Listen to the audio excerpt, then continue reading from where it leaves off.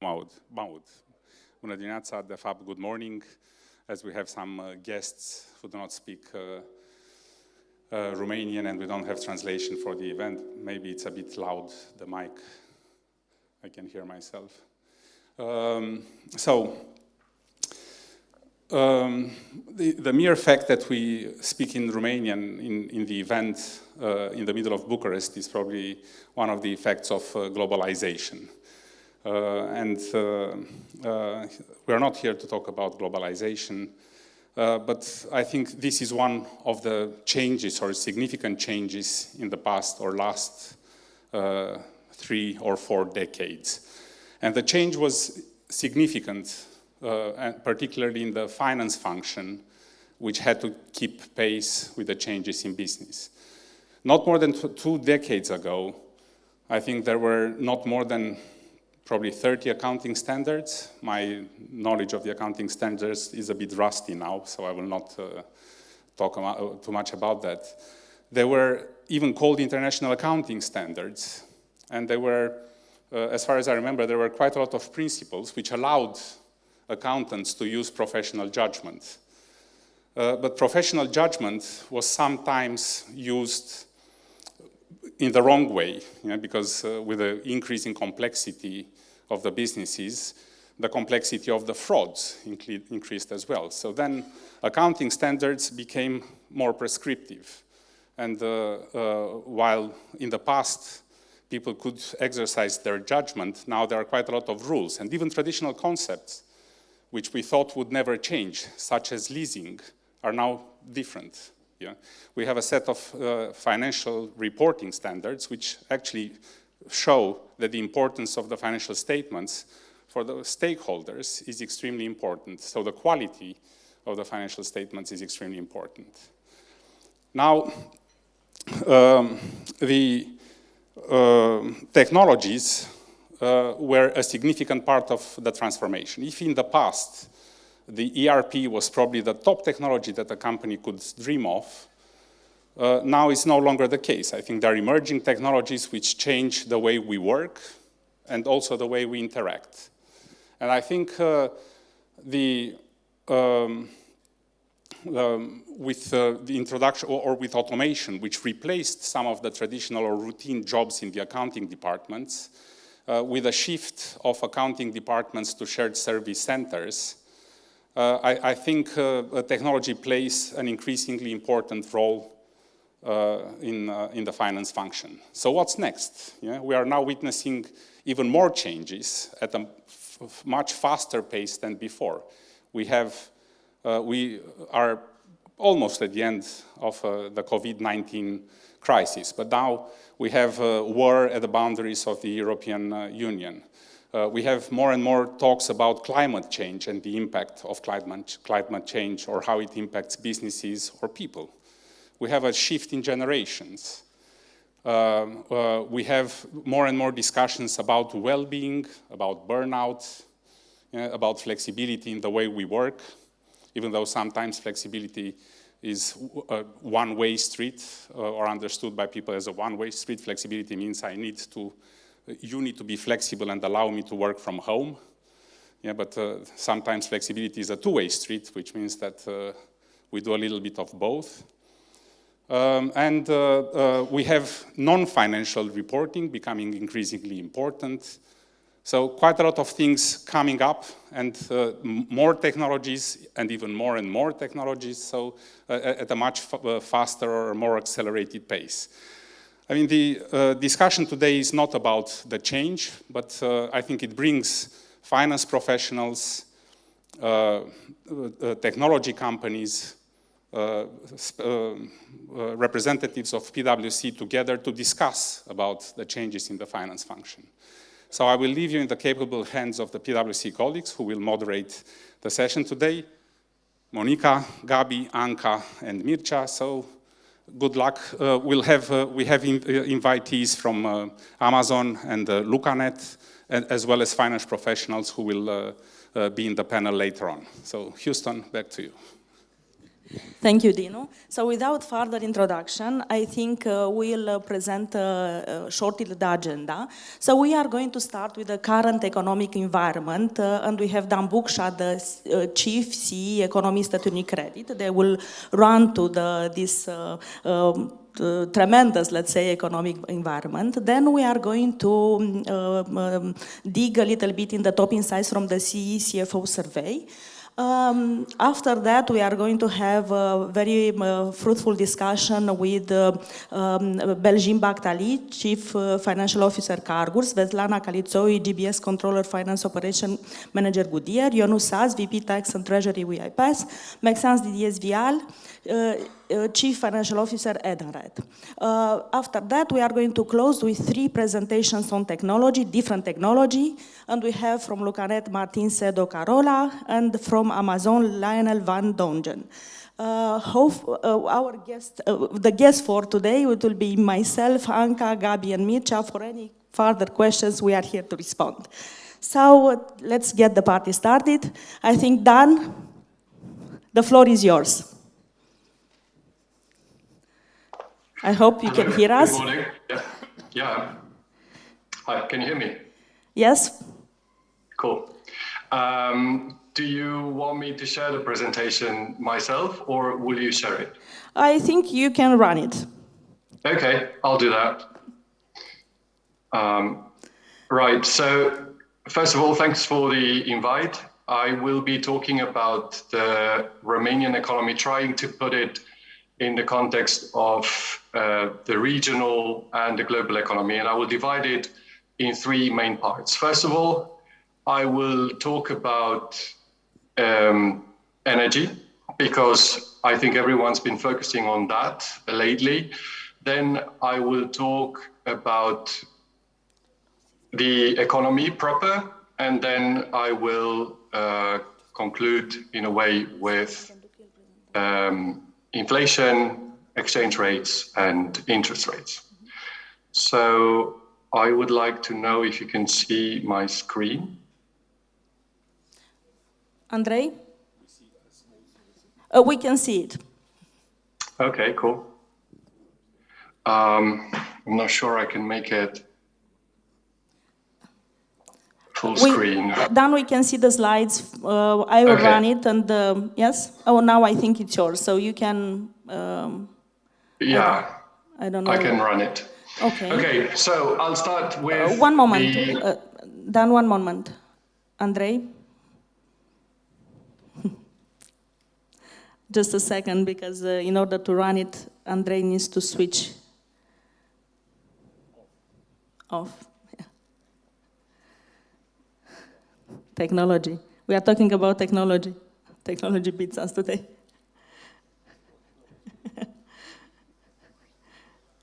Andrei, if we cannot manage, I will run it from the... Okay, super. Super. Dan, we are ready, so go for it. Cool. So I'll talk briefly about gas, fuels, and electricity in Romania and the rest of the region. And I'll start with gas. The good news is that Romania currently has enough gas to last a normal weather winter. We have enough gas in storage, we do have our own production, and consumption has fallen quite significantly. But that doesn't mean that we will not need any imports over the winter, especially if we have colder days, then we will need some small imports to balance the market. However, prices remain a much bigger issue for Romania, and prices are likely to rise further because international prices remain very high. They have fallen recently for the very short term because Europe is basically running out of spare capacity to deposit gas. But next winter remains an issue, especially if Russia stops delivering all gas to Europe. The situation is slightly worse for fuels, where Europe and especially Central and Eastern Europe import a lot from Russia. You can see on the left-hand side the imports of crude. In the first half of the year, all countries in the region increased a lot their imports of crude. Romania imports roughly 40% of its crude from Russia. On the 5th of December, Europe will impose an embargo on these purchases, the ones that are shipped, and we get shipped oil from Russia. Ahead of this embargo, all countries scrambled to buy more from Russia. A bigger issue to me is diesel. You've seen diesel prices rising much faster than gasoline prices. The reason for that is we're importing a lot of diesel from Russia, and it's a regional thing. So I've spoken to companies that refine oil into oil products, and they say they would need 9 to 16 months to refit their capacities to refine other grades of oil. Urals, the main type of Russian oil, is a very high quality oil, and to go to lower quality oil, they will need to do some works on the refineries. So to me, this is the biggest issue going into 2023. Will we have enough diesel, especially for transport? When it comes to proper electricity, the situation again is quite good in the region. The region is self-sufficient in energy. Romania is a small importer, but it can get the energy from the likes of Bulgaria, which exports roughly a third of its production, or from Czechia or Poland.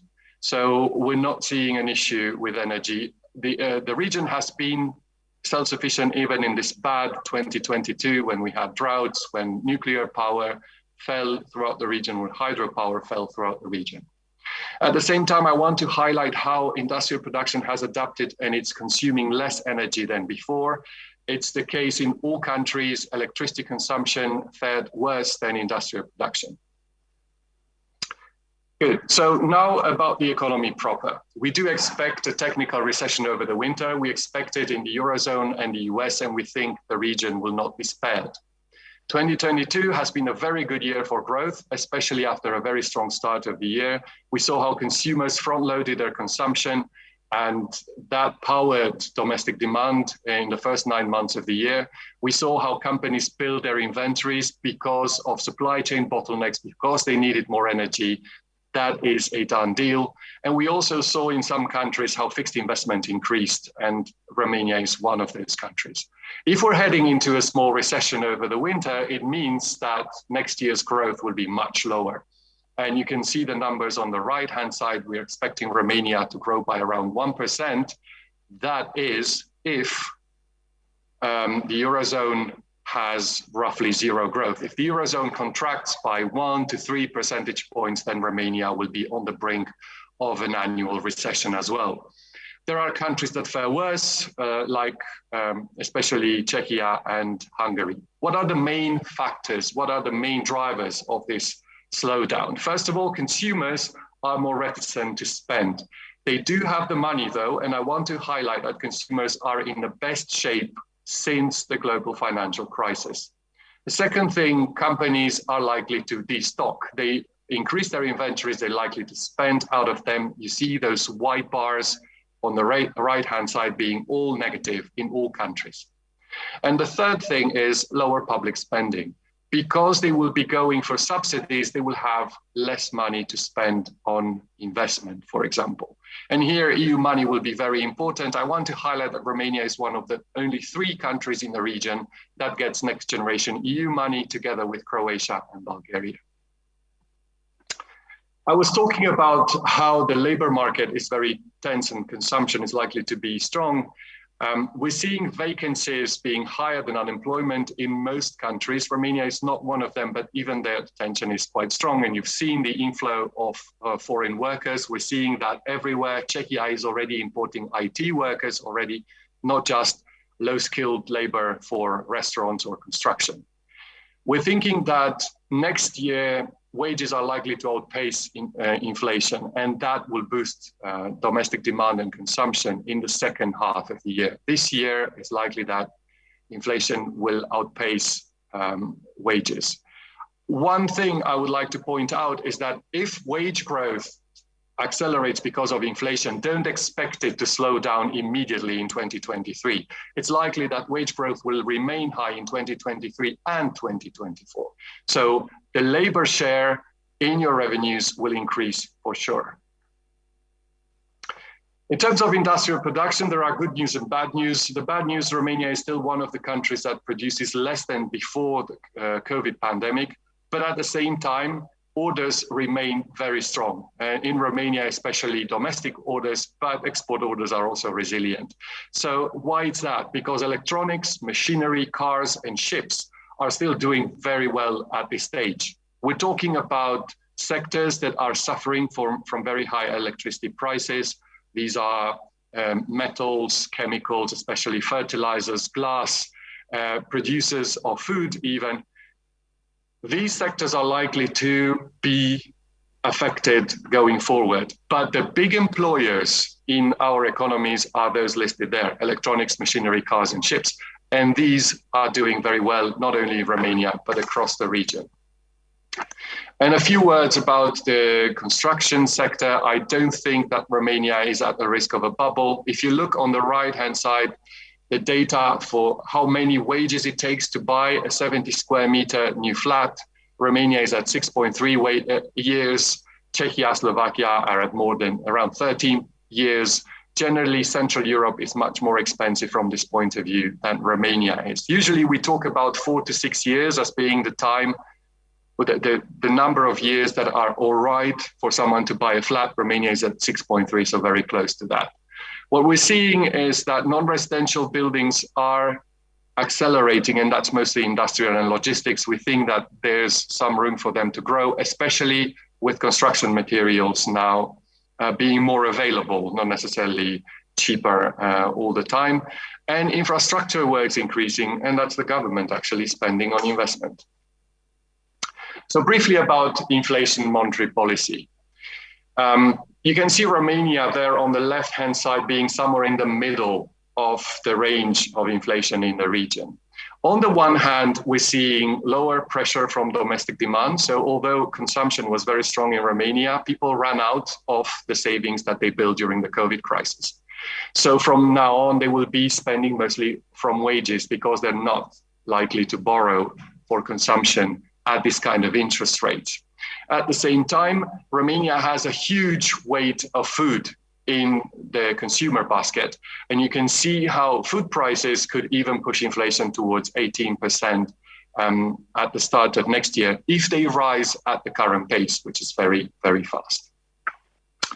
In terms of interest rates, we expect the National Bank of Romania to stop hiking at 7%. It's currently at 6.25. So we're close to the peak of the hiking cycle. We're expecting them basically to align with Czechia and Poland. Hungary is on a different scale. Their overnight rate is currently at 18%, and it could go as high as 25%. The government has had to pay higher yields for its borrowing. It's the red line on the right-hand side, but you can see that borrowing costs have been growing throughout the region. And actually, Romania used to be an outlier, but now Hungary is the worst performer. Briefly about the currency. So the RON is too strong. Does it mean it will depreciate very quickly? No, it won't. We have had for 30 years the same governor with the same policy in place at the National Bank of Romania. Mr. Isărescu cares about the RON, and he wants the currency to be stable. Whether that's a good policy, that's another talk. So the maximum we could see is next year a move from 490 to 5, this is the current range, to a range of 5 to 510 if inflation starts falling, or once inflation starts falling. Until then, we think that the central bank will continue to intervene to keep the leu as stable as possible. Where is the pressure on the leu coming from? It's coming from trade. We are importing basically everything. And now with this energy crisis, we start importing things that we used to produce ourselves. For example, non-ferrous metals or fertilizers or other types of chemicals. And we're still importing things for consumption like cars or electronics. So the black bars on the left-hand side is the current account deficit, which is driven mostly by trade in goods. How is this financed? It's financed through foreign direct investment, the white bars, which are currently mostly debt. Foreign companies give their subsidiaries in Romania cheaper loans instead of them borrowing in Romania at higher interest rates. We also see companies borrowing directly from abroad, and we also have the state borrowing through bonds from abroad.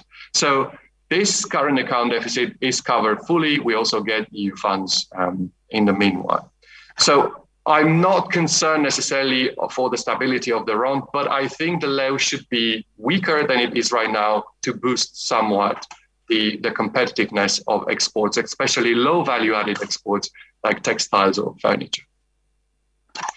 In terms of fiscal policy, which has always been Romania's issue, it's likely that the budget deficit will decline this year and next year from last year, but I would say the targets set by the government are not very ambitious. So there's room for them to tighten that budget deficit much more, especially when we're thinking that 2024 will be an election year.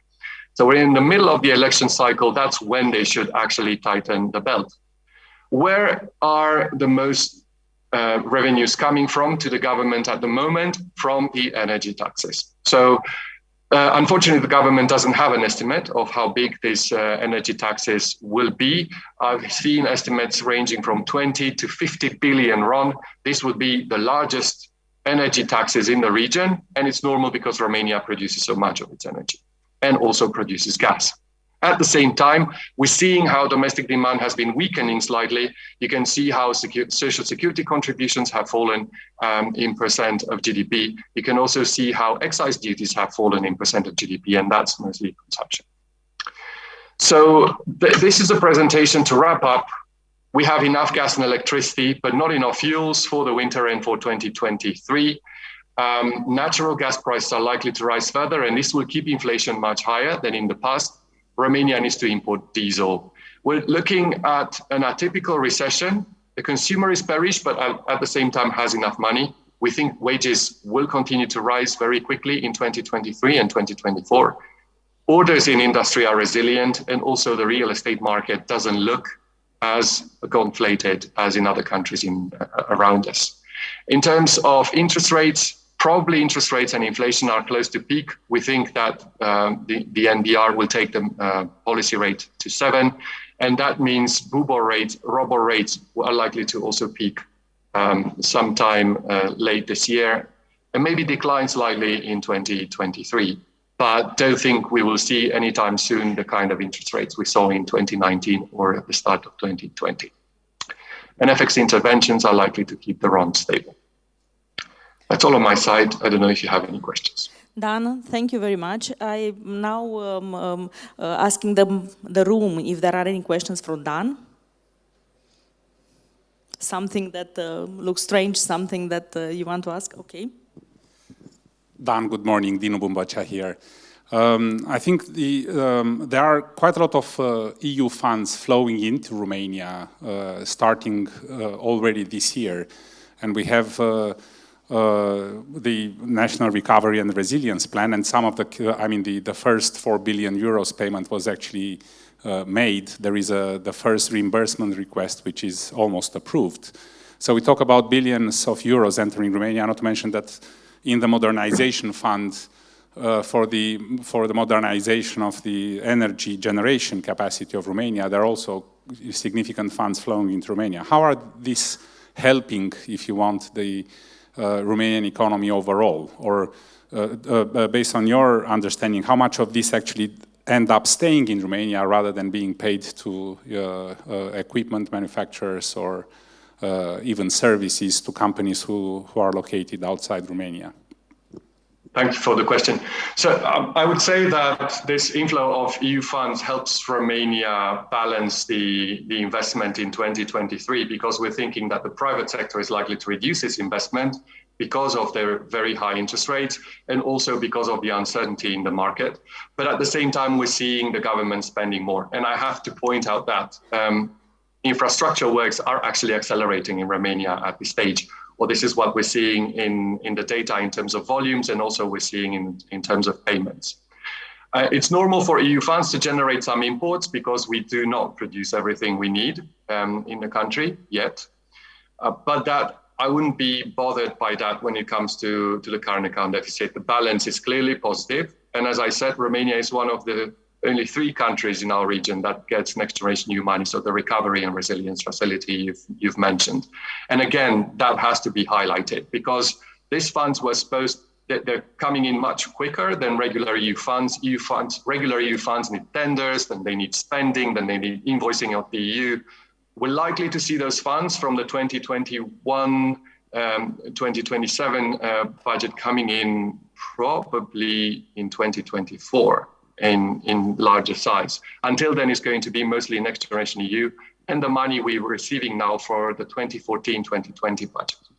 But there's more money coming in from Europe at the moment than we've seen in previous years. And I think that's an advantage, as you pointed out. And this is one reason why we're expecting Romania to outperform most of the countries next year when it comes to growth in the region. Dan, many thanks. Other questions?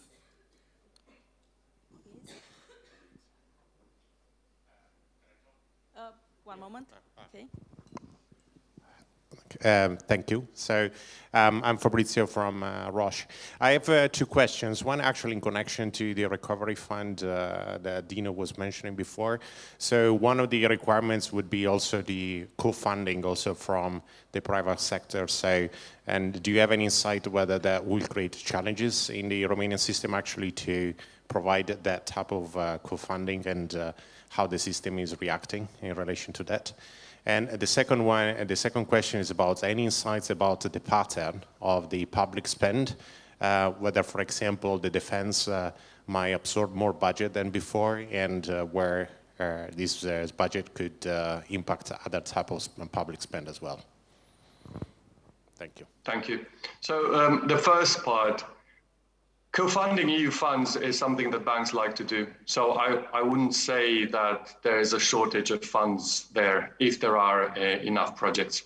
And I think banks are already geared to covering that, both with pre-funding and then with bridge funding when the private sector part of the EU funds need funding. So I wouldn't worry about that. The second part,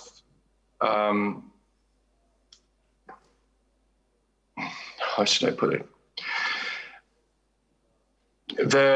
First of all, when the EU measures the budget deficit, it excludes everything that's related to defense. So even if we're running a larger budget based on the defense spending, then that's not a budget deficit based on the defense spending, that's not going to be accounted for. When we're looking at the cash budget deficit, I wouldn't worry. Actually, I think the Romanian government has overborrowed this year. Once we're looking at how the market has been faring, Romania has been by far the most active country in borrowing abroad.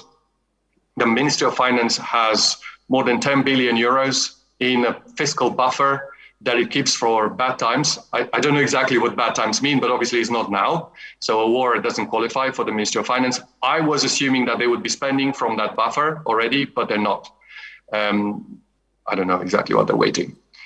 And then there is this windfall tax from energy. Some of it will go on subsidies, but as we're looking at how subsidies are paid and also talking to energy distributors and how big their cash hole is at the moment, I would say the government has enough money to cover those. So I wouldn't be worried if they spend more on defense, that they don't have money for other chapters. And I also have to say that being mid-election cycle, the pressure on wages and pensions is lower than we will likely see in 2023 and 2024. Thank you, Dan. Any other questions? Okay. Hi, Diana from BAT. I have a question regarding electricity prices and the inflation that we see. So this year we had projection of Q1 last year cap, 800 RON per megawatt, but forecast for next year is 3,000. So you can imagine the huge impact on companies' electricity budget. So the question is, these 3,000 RON per megawatt, are they a panic attack element, or are you seeing any chance of dropping realistically? I mean, is this really an atomic bomb type of situation? Because currently there is no cap on big producers, on factories. Yeah? So obviously, all big companies will be hugely impacted, 3 times budgets going down to consumer directly, most of them. So do you think there is any chance of dropping and or maybe having some more moderate increases? I'll be very honest with you. I think Europe postponed dealing with this thing because most companies in Western Europe were hedged against commodity prices. And we're talking here Germany, we're talking here France. Just to give you an idea, 90% of our corporate clients in Germany had some commodity hedging, whether for gas prices or electricity prices or whatever they were buying. In Central and Eastern Europe, the percent of companies hedged against commodity prices is less than 10%. So they were hit first. But now as hedges run out also in Western Europe, we're seeing governments in Western Europe much more interested in getting a deal. And we will have this review of energy prices late November, I think it's on the 24th. European Union countries will be looking at how to cap energy prices. I think for CEE, the situation is very different because there are countries with a very different energy mix. I can't see a reason why prices in Romania will be equal to prices in Poland, for example. Poland producing more via coal, whose price has increased a lot, or in Hungary, which produces mostly using gas. So I think there's a risk of the European market fragmenting if the EU doesn't come up with a deal to lower prices also for companies. And it's also an issue of competitiveness, Europe versus other parts of the world. And that will have to be addressed. This will be, to me, the main political problem for 2023, because the size of subsidies that we're seeing right now is not sustainable across Europe. And if politicians think that they can survive the next election cycle with this kind of electricity prices, I think they're wrong.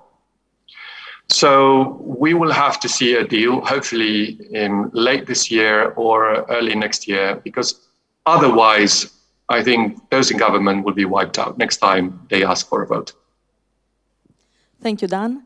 I think if there are any other questions, we are going to put them to Dan online. But at this moment, we would like to switch to the presentation. Dan, thanks a lot. Very inspiring. Thank you very much. Looks like the short future looks okay, so we are not to worry. Going back to the second point on the agenda. Okay.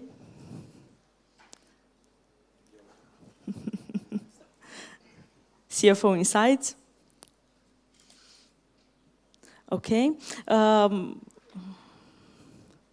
We ran this summer, over the summer and autumn, we ran two surveys. One dedicated at CE level, covering 9 countries, Romania, Hungary, Czech, Croatia, Serbia, and others as well, covering more than 300 CFOs. And also we ran another survey together with CIMA on talent depletion that will cover more than that will cover 5 CE countries, more than 227 financial professionals under CFO. We wanted to see also their perspective, and covering multiple industries and companies with different turnovers. After this survey, the results of the survey will be not very shocking to you, but I think 4 trends arises. The first trend is the one that we already know for several years, the digitalization automation. The second one is scrutinizing the capabilities of the workforce of the future.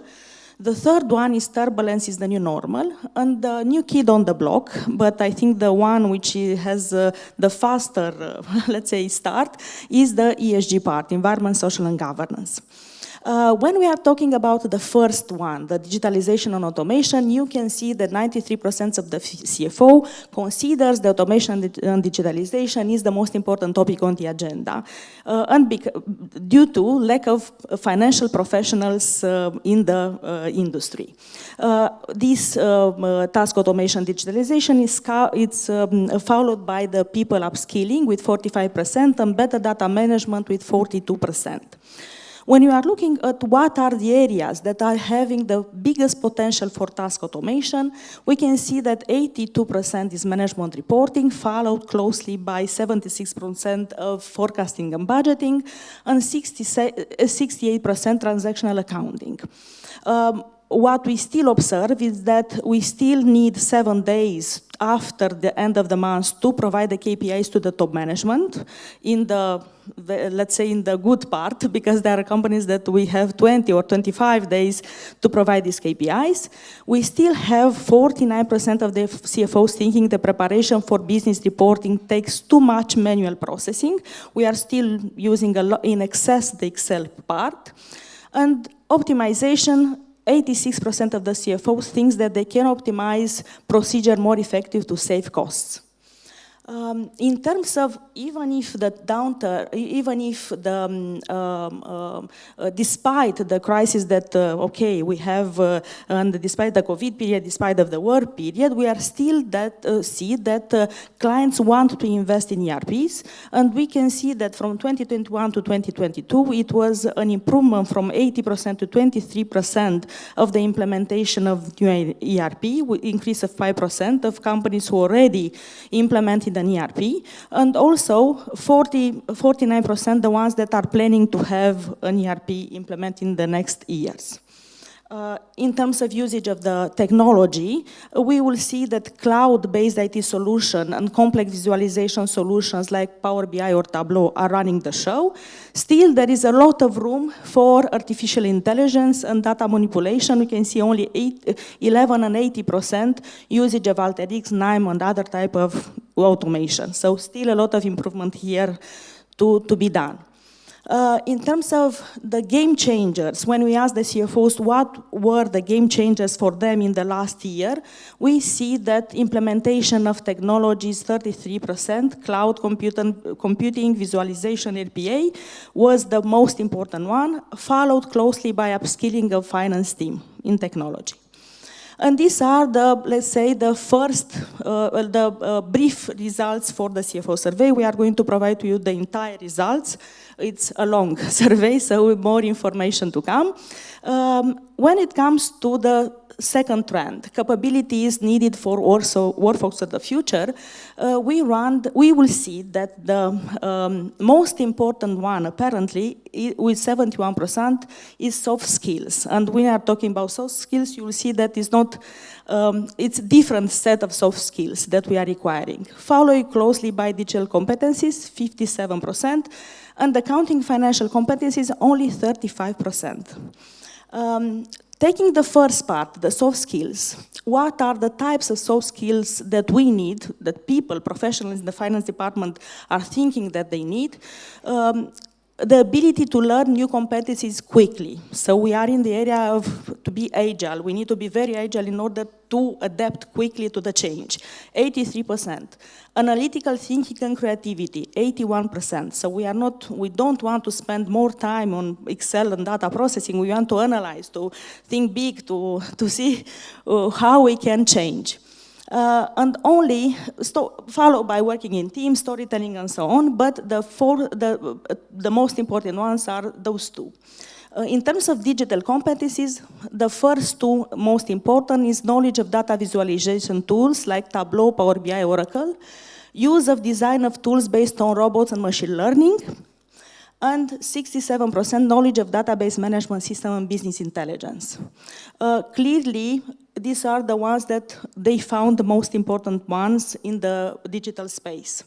And in terms of accounting, you'll see that bookkeeping is only 8%, so the financial professionals doesn't want to do bookkeeping anymore. So this area should be fully automated from their perspective, and they want to have skills in the evaluation investment projects, planning and budgeting, sensitivity analysis. These are the top 3. Yeah. Mathematics, mathematics is only 22% because also this will be run by automation. These are only a sneak peek from the surveys. Both of the surveys will be, the CFO survey already is published and will be provided to you. The second, together with CIMA, it will be in the next 2 weeks. So we are going to share with you all these surveys in order for you to make a picture of what is the profession confronting with. And we can see clearly that the CFOs Insights already putting a lot of emphasis on digitalization and automation. Now I would like to invite our guests to speak a little bit about their experience in the finance transformation. And I would love to have Belgin, Svetlana, Ionuț, and Maxence, together with Mircea and Gabi,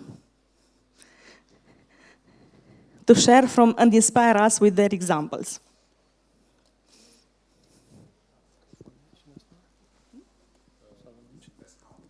Microfoanele sunt pe scaun?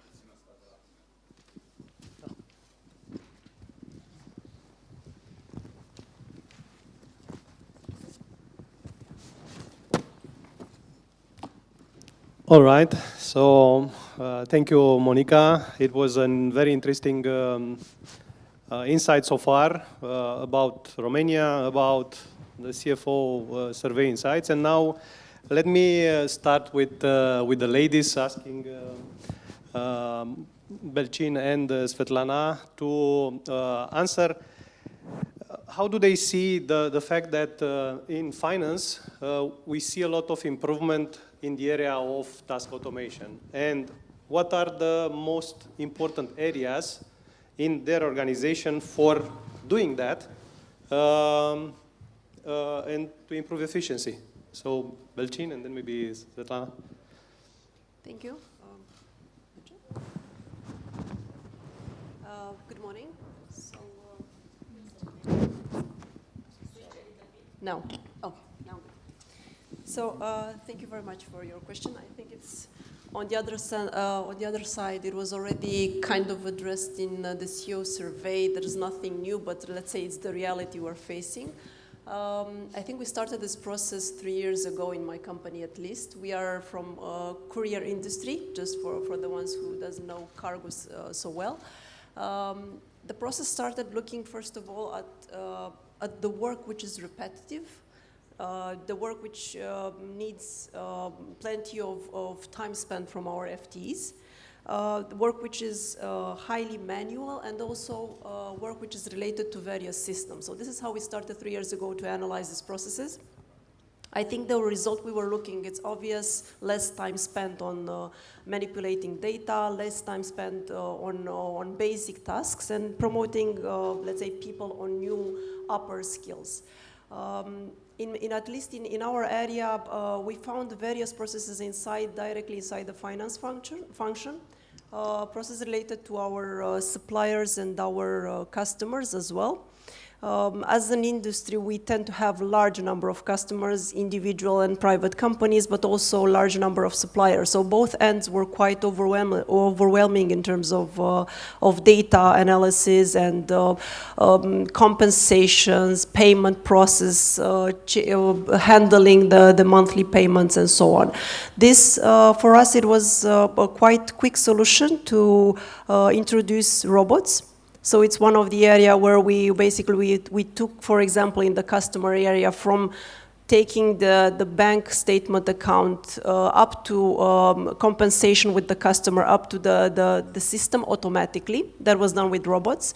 In terms of time spent and before, let's say, and time gained now, I can briefly tell you that this process was around 8 to 10 hours per day.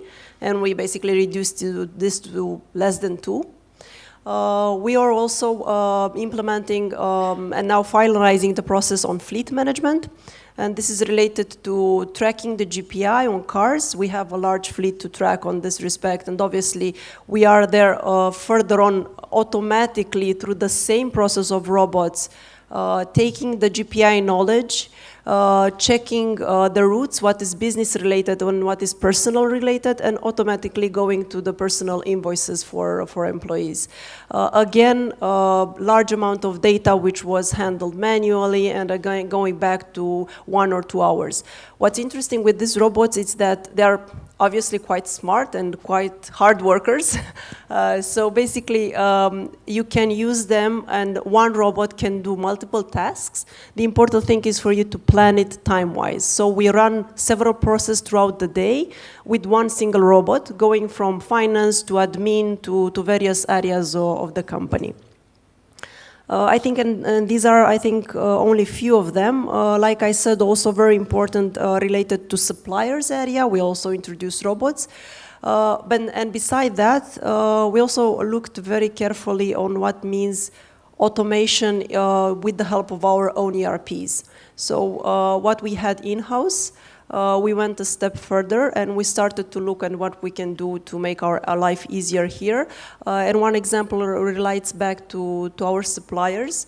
Our systems now provide them the possibility to take their own invoices from our systems directly. As we have large amount of small suppliers, we are giving them the access, limited access to our systems. They take their monthly invoices.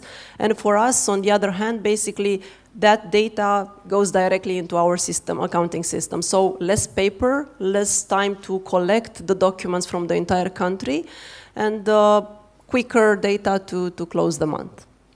So I think these are just few of the most important ones. Thank you. And for you, Svetlana? So hope it's working now? Now? Yeah. Oh, now it's okay. Okay, so I'm here to represent basically a shared service center. So just to mention in the beginning, automation and anything related to process improvement, continuous improvement, any type of RPA solution, it's somehow our core focus. What we did in GBS Goodyear was to start almost 5 or 6 years ago with RPAs. I think that we were one of the pioneers at that time. We were also rewarded as such within the local shared service center market. And yeah, it wasn't thanks to one process that we managed to automate, but in fact to various ones. As an example, we were also looking similar with what Belgin already said. Of course, we were looking to repetitive transactions. So we are looking to simple processes or volume-driven processes. And in the same time, we also look to standard processes. And linked to that, I would like to highlight something that we found to be really important along the way: standardization. Because this, in fact, is the basis, and it helps us eventually to really scale up everything to get the highest benefit from any type of automation solution that we are implementing. And even today, we are basically working on both sides. We are working on automation, but first of all, we are working on standardization. It goes hand in hand. And as an example, I saw the bookkeeping, the last in the list. In fact, this was the first one. 5 or 6 years ago when we started, it was the first robot that we built. And this robot covered basically almost all journal entries which were booked priorly by accounting team, not only from GBS, but also from EMEA countries for entire Goodyear. So the impact was a huge one, you can imagine, and today our people are not spending or losing time, in fact, on booking journal entries each month and or during the month. This is an example. After that, we just added more and more, not only in finance and accounting, in all processes, talking about payables, receivables, record to report, any type of reportings and so on, but also in other departments that we are having here in our center in Bucharest. And just to call out, I don't know, procurement process, creating shopping carts, any type of activity basically, or supply chain fleets and so on. So I don't know, sky is the limit, I would say, in terms of automation. If we are looking at RPA, for example, you don't need, in fact, to have a common ERP system. This could work in any way for any type of company. Yeah, I think this would be from my side. Thank you. Thank you too. Thank you as well. And now we discussed RPA and automation.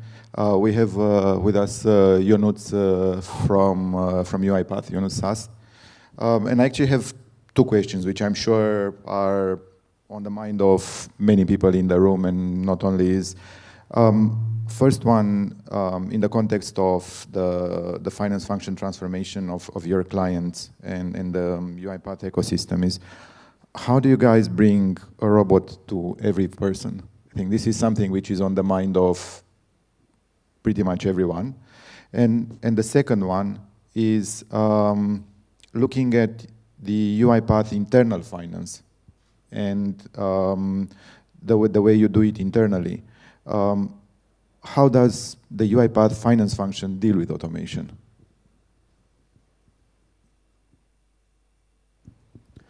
Thank you very much, Mircea. Now, on the first one, I would say on the customer's perspective, I guess that based on your survey, we still have a lot to do because it's only 28%. So actually, we need to still, running a lot much faster towards our customers and the way that they're transforming. One of the elements and basically our strategy, and our culture comes a bit from the vision of our founder that, this was from the very beginning, to have a robot for everyone and to have a virtual assistant in everything that you do. We do believe that actually there is no single, and it will sound a bit cynical on this one, but I apologize. There is no single job in the world that cannot be at least automated for 20%. We believe that it's, somewhere between 20 to 80%. On the other hand, we do not want to, definitely we really want to keep, and our mission is to actually enhance the human beings, not necessarily to optimize the cost for an organization. So we really want to free up time for all the people in the world in order to be more creative, focus time for some other fun and cool things than rather, downloading an attachment from an email message. So basically this is the core mission. And the way that, the strategy, we have a land and expand strategy at the level of our customers in the sense that hopefully we are able to penetrate in various departments. Usually, initially in the history, we're going traditionally to the chief information officer, because to the chief technology officers in the organizations. We needed to prove our case. We needed to prove that we have a cool product. I really believe that it's cool for the ones that have tested it. And that was the first milestone. And then we realized that actually, our technology can be expanded further into the other, let's say, work streams in an organization. And definitely we want to expand towards these additional functions. So basically we are looking predominantly, first of all, to the go-to-market technology stack that our customers are having. That's one key element. The second one is, and this is something that we've mirrored as well for ourselves. We are looking to the people technology stack and, putting the technology, and I will explain a bit on what our technology can do. And then, of course, we are looking also to the finance transformation and how the technology can work.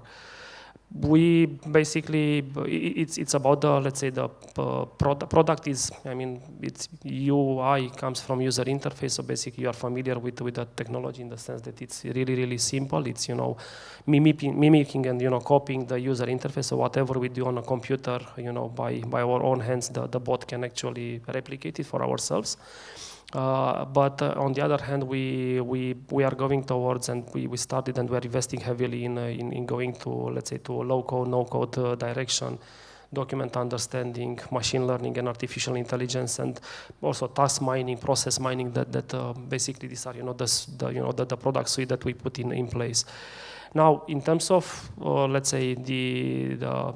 headlines that there are public information. We are in a kind of like a bit. Due to the fact that we are a public company, we are now in a closed period, so I'm not necessarily so allowed to speak and to give financial details. But there are many examples on our website with customers that have succeeded to implement at scale. What I can mention is that one of the, and without being into a sales speech now.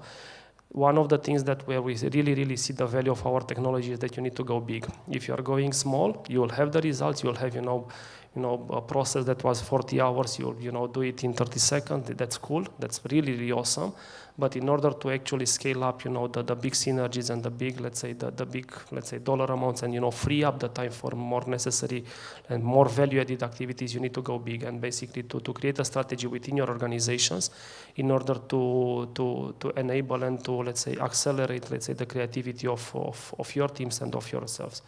Now for us, basically, coming a bit to the UiPath side, so kind of like back in 2018, 2019, actually we had a saying in UiPath that you either drink your own champagne or you eat your doggy bag food.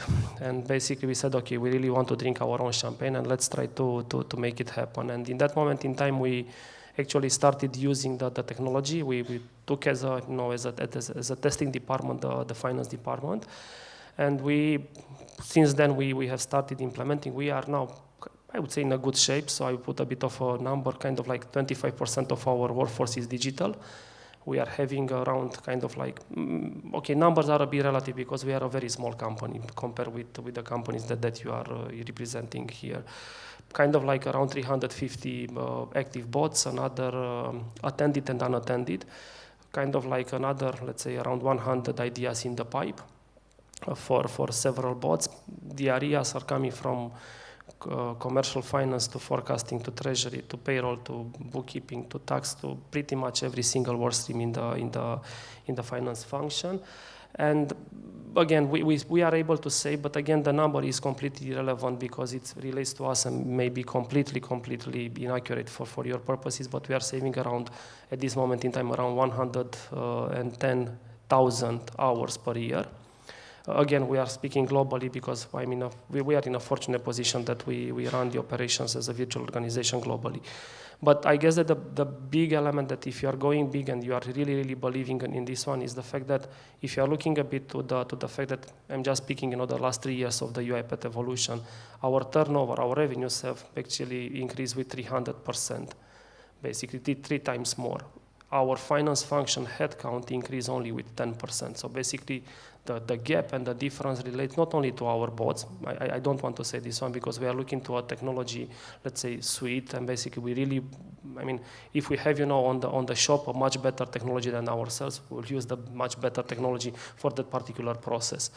So I don't know whether I captured this question. I think this is what we were looking for, is how does UiPath deal with it internally, and I think the fact that you are part of the UiPath internal team, you're leading the taxation part and so on, you get the benefit of it, let's say, firsthand. And I think this was a topic for everybody to... We get also the failures firsthand, so it's not only the success. So, but, basically it's a matter of, trial and error.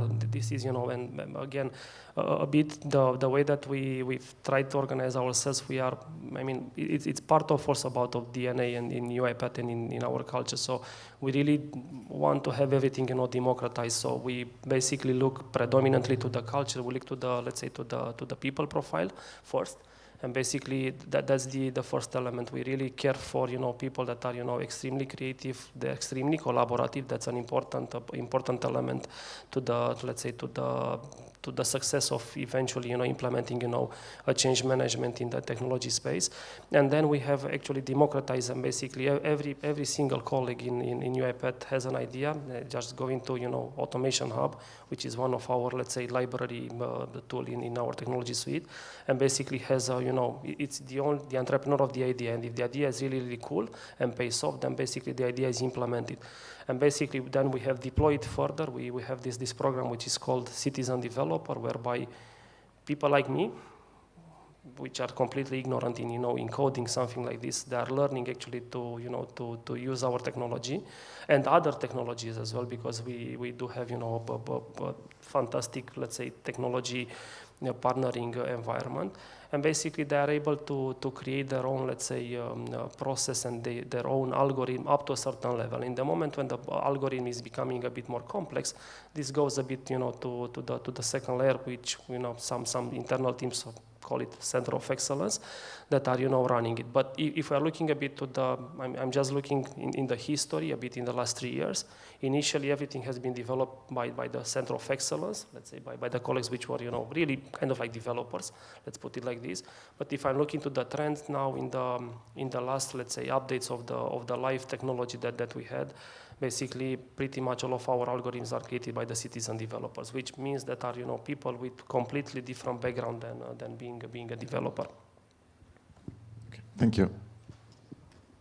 Thank you too, Ionuț. So, Belcin, coming back to you, I heard you talking in the previous intervention about how you have improved in Cargus the efficiency and that we have less paperwork.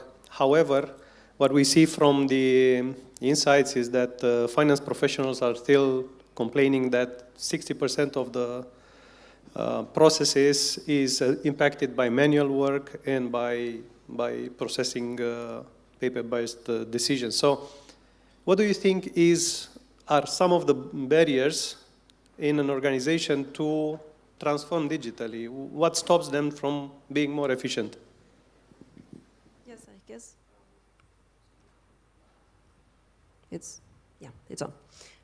So I guess it's like Ionuț said earlier, you need to go deep into the process in order to really have results. So it's not just a simple task that you're taking that will not bring you the end result that you're looking for at company level.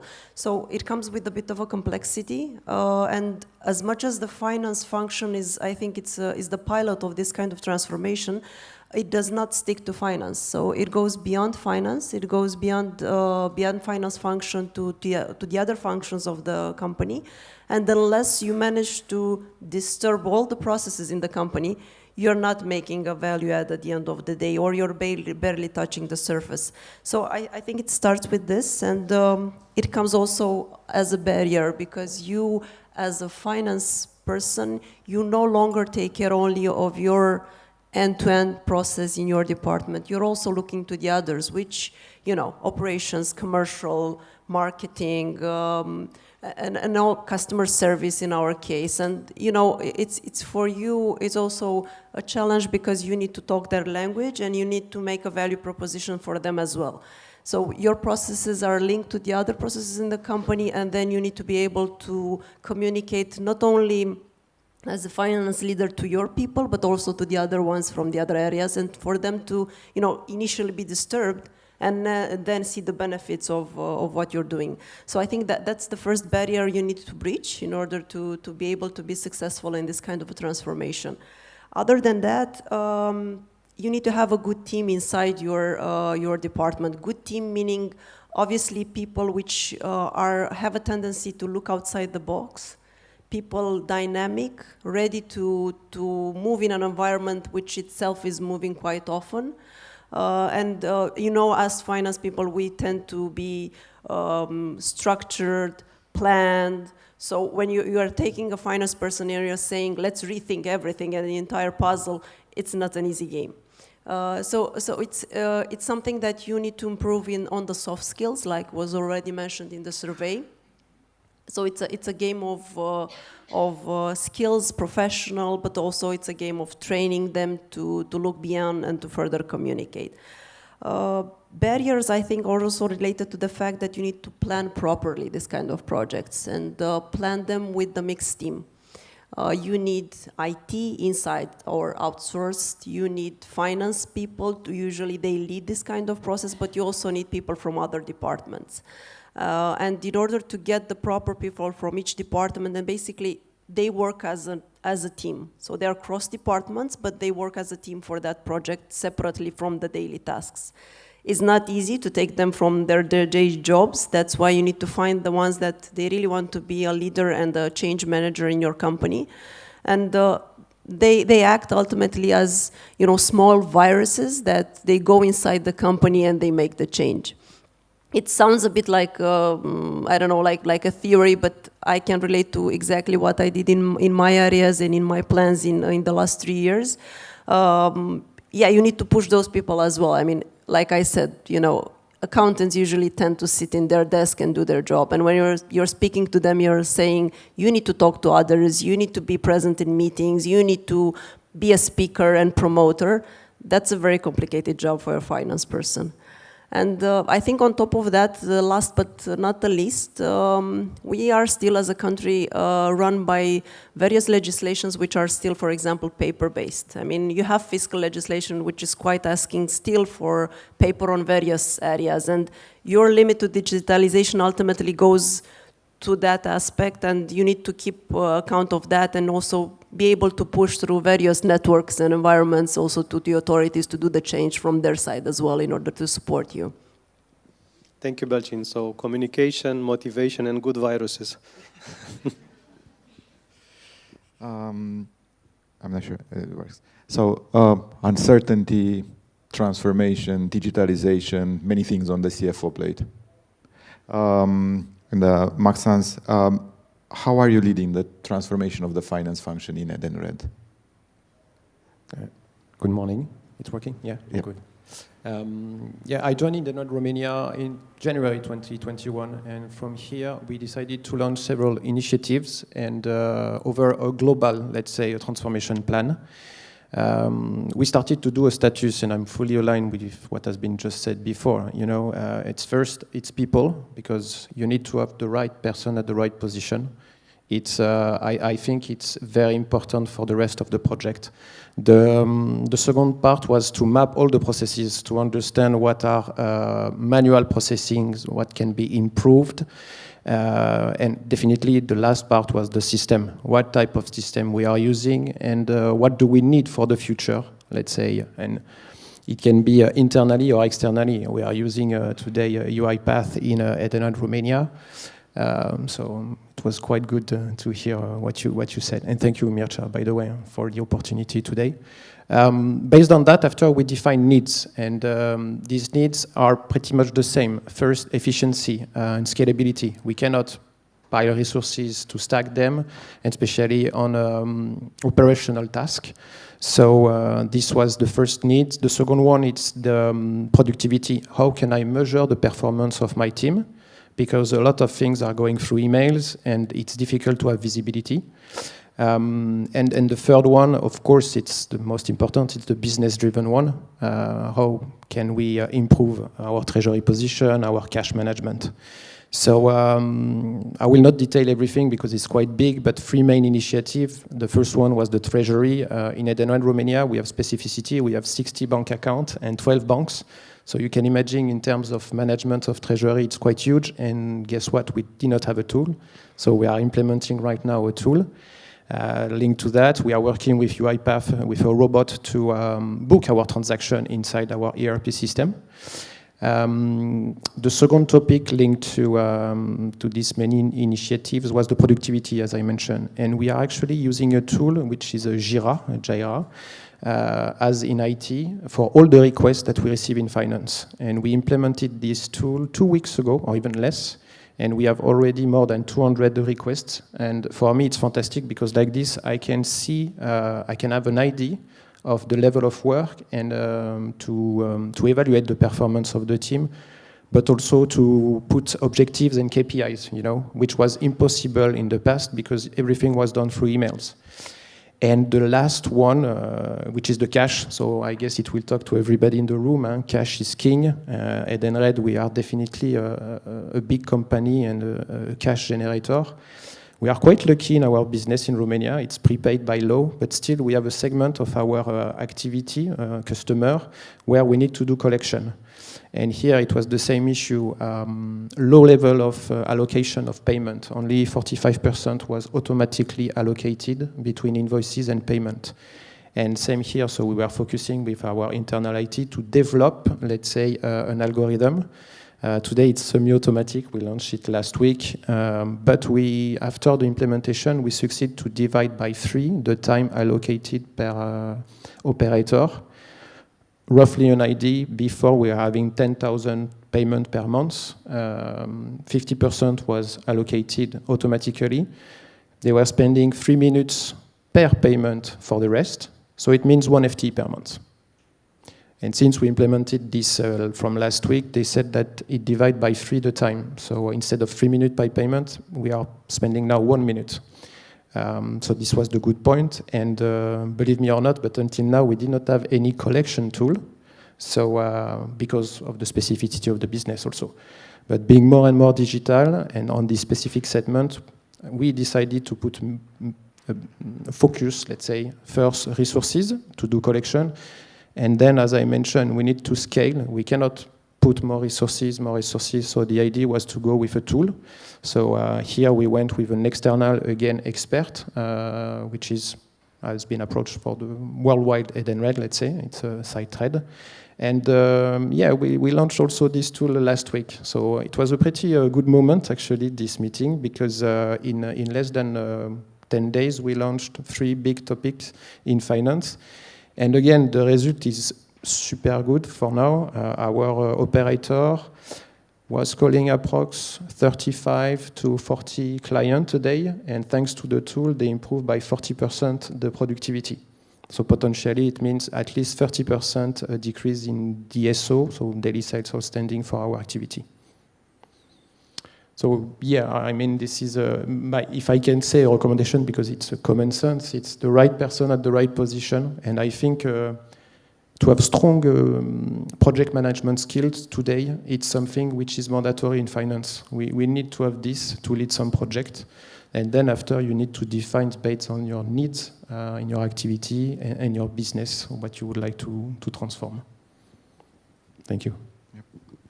Thank you. Can I maybe just before is a quick one is there are large projects, and the activities that you have are also quite complex in the day-to-day business.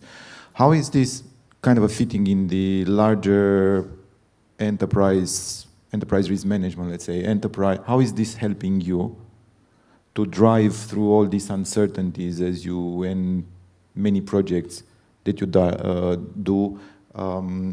Be able to focus more, be able to communicate maybe more. How is this linking to the larger, let's say, business operations? What do you mean, like an end-to-end process? Yeah, or? I'm more interested into what would be the framework. And I know you have the enterprise risk management framework, for example. Yeah. How is that helping you as a CFO in order to deal with the stakeholders and get the team focused? So now we are touching on the risk. Yeah, okay. So I think now we are more and more exposed to risk. This is for sure. And how we can see it is the severity and the occurrence are growing. And I think it's linked also to the fact that we are using more and more technology. So that's why we decided to launch this risk management framework with you, with Price. I would say here it's an anticipation. The idea was to look at the company, to all the processes, and to identify the risk that exist today in the company. And the idea is to see also what type of mitigation measure we have in front. It's really a big challenge, this one, and it's touching also all the department. It's really an end-to-end, let's say, process. It's raising the awareness also in the company because people are more involved. We spend a lot of time with them during, interviews to try to see, to define the processes, to see potentially with the first line of control what can be the risk and what can be the measure to limit this risk. So we did the risk mapping, we did the evaluation, gross and net of the risk based on the mitigation measure. As I said, it's a long process, so I think it will take at least 2 years for implementation, so we started this year. But the main focus here is not to be reactive, but to be proactive. And not to wait to receive, let's say, a risk, internal or external, a malware, and to unfortunately put a loss in our P&L because it's something that we hate. So I don't know if I answered your question. No, that's what I was looking for, because I think in the end what you're looking is for bringing simplicity in a very complex environment. Yeah. And this would be kind of a good tool to use. Definitely. And simplicity, it's one of our values, so in Edenred, so this is perfect. Thank you.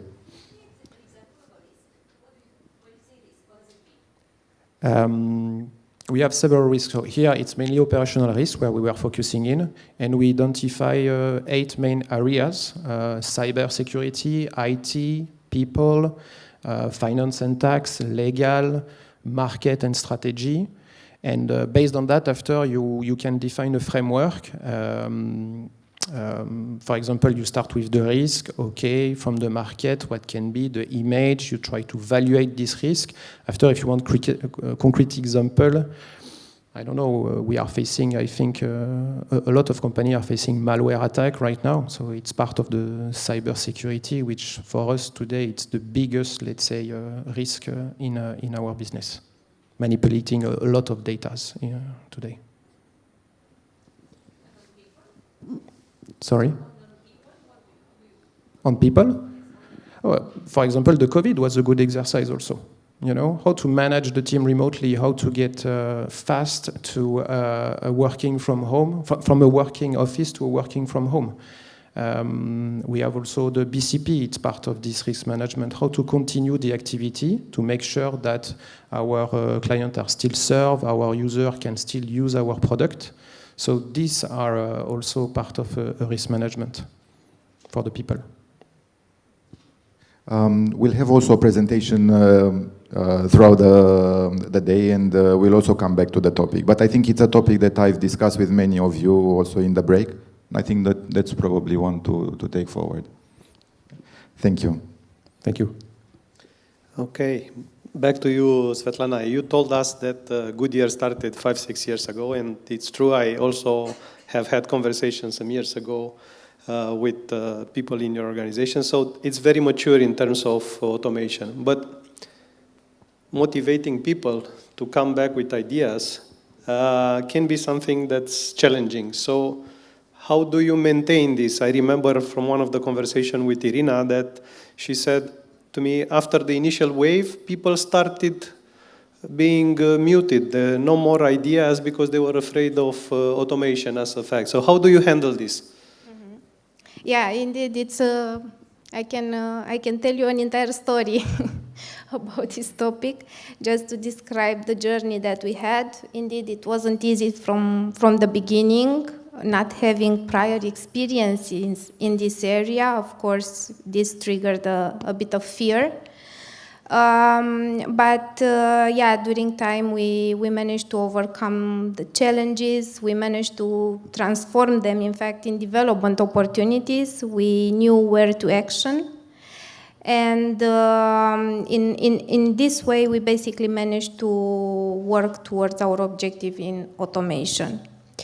Now, if I'm thinking more about this question, how we are motivating our people in terms of process automation, I think here it's in fact covering the team's response in front of any type of change, not necessarily process automation, and this ties back to building trust, culture, and continuous improvement or growth mindset amongst our teams.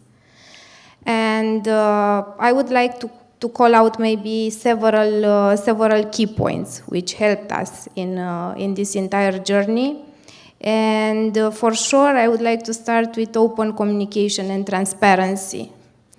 We tried all the time to share with our teams the plans, the objective, the milestones that we have, and basically make them part of the change. Then we worked also on training programs, and we have developed in time several tailored trainings to cover technical, to cover system skills, to cover also analytical skills, in order to better equip our teams in time to cover more interesting activities or more complex ones. Third, I would call out, because again, we are talking about a shared service center, I would call out sense of belonging and one team spirit that everyone needs to feel.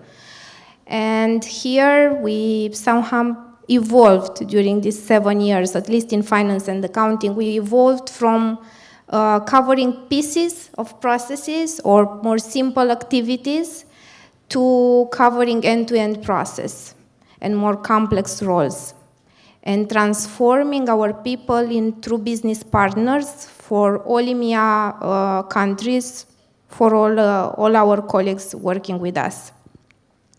Last but not least, and again very important for our people's motivation, was the career path, creating new roles, as I was saying. And here we managed in time again to evolve. The best argument for them was to really see and experience this. So we have today the history behind, and they witnessed how we grew as a shared service center in Bucharest. And I will give you an example regarding process automation or global finance transformation. If 7 years ago, we were in the position of contributing to any type of project which came to us, supporting, of course, the implementation and so on.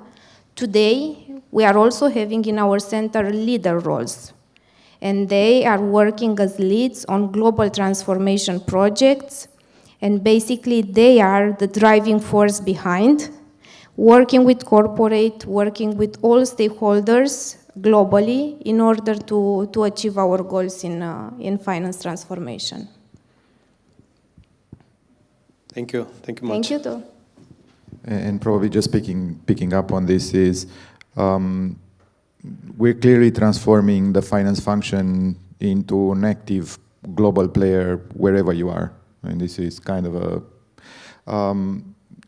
going back to UiPath and your notes is, I know UiPath has ready-made solutions for processes, sub-processes, integration and automation to accelerate this growth, which it was built in time via the Partners Program. How do you, as a finance function, as a finance person, how do you see the future of the finance function, and what's the UiPath competitive advantage, if you want, in this space? Because I think this is, again, something people can use.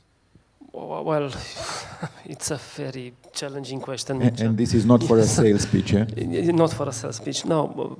I mean, I was speaking also kind of like during this summer in other events in London and in Berlin. Definitely I will see the finance function being transformed. That's, now the way that it will be transformed and the way it will be digitalized by every single organization, it will very much depend on that particular organization. I don't believe that we have, a perfect recipe in this respect. I mean, just put some size, pillar one companies, I mean the companies that are having more than $20 billion per year as revenues, they will have everything from my perspective embedded within, scripts directly within the ERPs. I mean, everything will be cloud, that's for sure. And everything will be, automated into let's say, either the ERP or in the, data lake that they are creating there, and pretty much real-time information that will be there. Now, for the smaller companies which are, also having some potential, budgetary constraints, which, I mean, we need to face it, that this is also kind of like a cost versus benefit. I would say that, the technology will play a part in a way that, okay, you can use to various solutions, either it's, an ERP or either a people solution, but that you can plug it in with other solutions that can be not necessarily open source, because this is indeed a bit risky from a cyberspace perspective, but with other elements. Now, to be a bit provocative in a good way, the good thing for our technology is that it is not competing with other solutions. So basically, it is complementary. I do believe that the technology, and again, there might be other players like ourselves as well. I mean, I really do not want to say that we are the only one and we are unique. But actually, our technology, can create, connectivity between various systems, between your legacy systems. So you don't need to, put a new ERP in place in order to have it ready, because you can actually connect via our technology, two systems that you are having as legacy systems and improve them. This will be either as API that we have it, either, SFTP communication, either, simple user interface communication between the system, this is something that indeed it's a competitive advantage that we're having. We still, I mean, we need to work a bit harder to make it even more friendly, even more, you know, intuitive for the users. We need to be a bit more, sorry for the wording, a bit more sexy in the analytics on the way that we need to create the technology. And definitely we need to find a much softer language, a much better language in explaining the fact that actually we are doing a bit of an AI there in our technology, especially in the document understanding phase.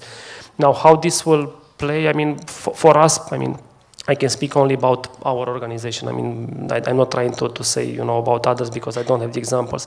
We were also in a very, very fortunate and lucky situation because we were, you know, the masters of our destiny. We were a brand new company and we were able to create the systems the way we envisage them. Whether it's right or wrong, this is, you know, history will tell.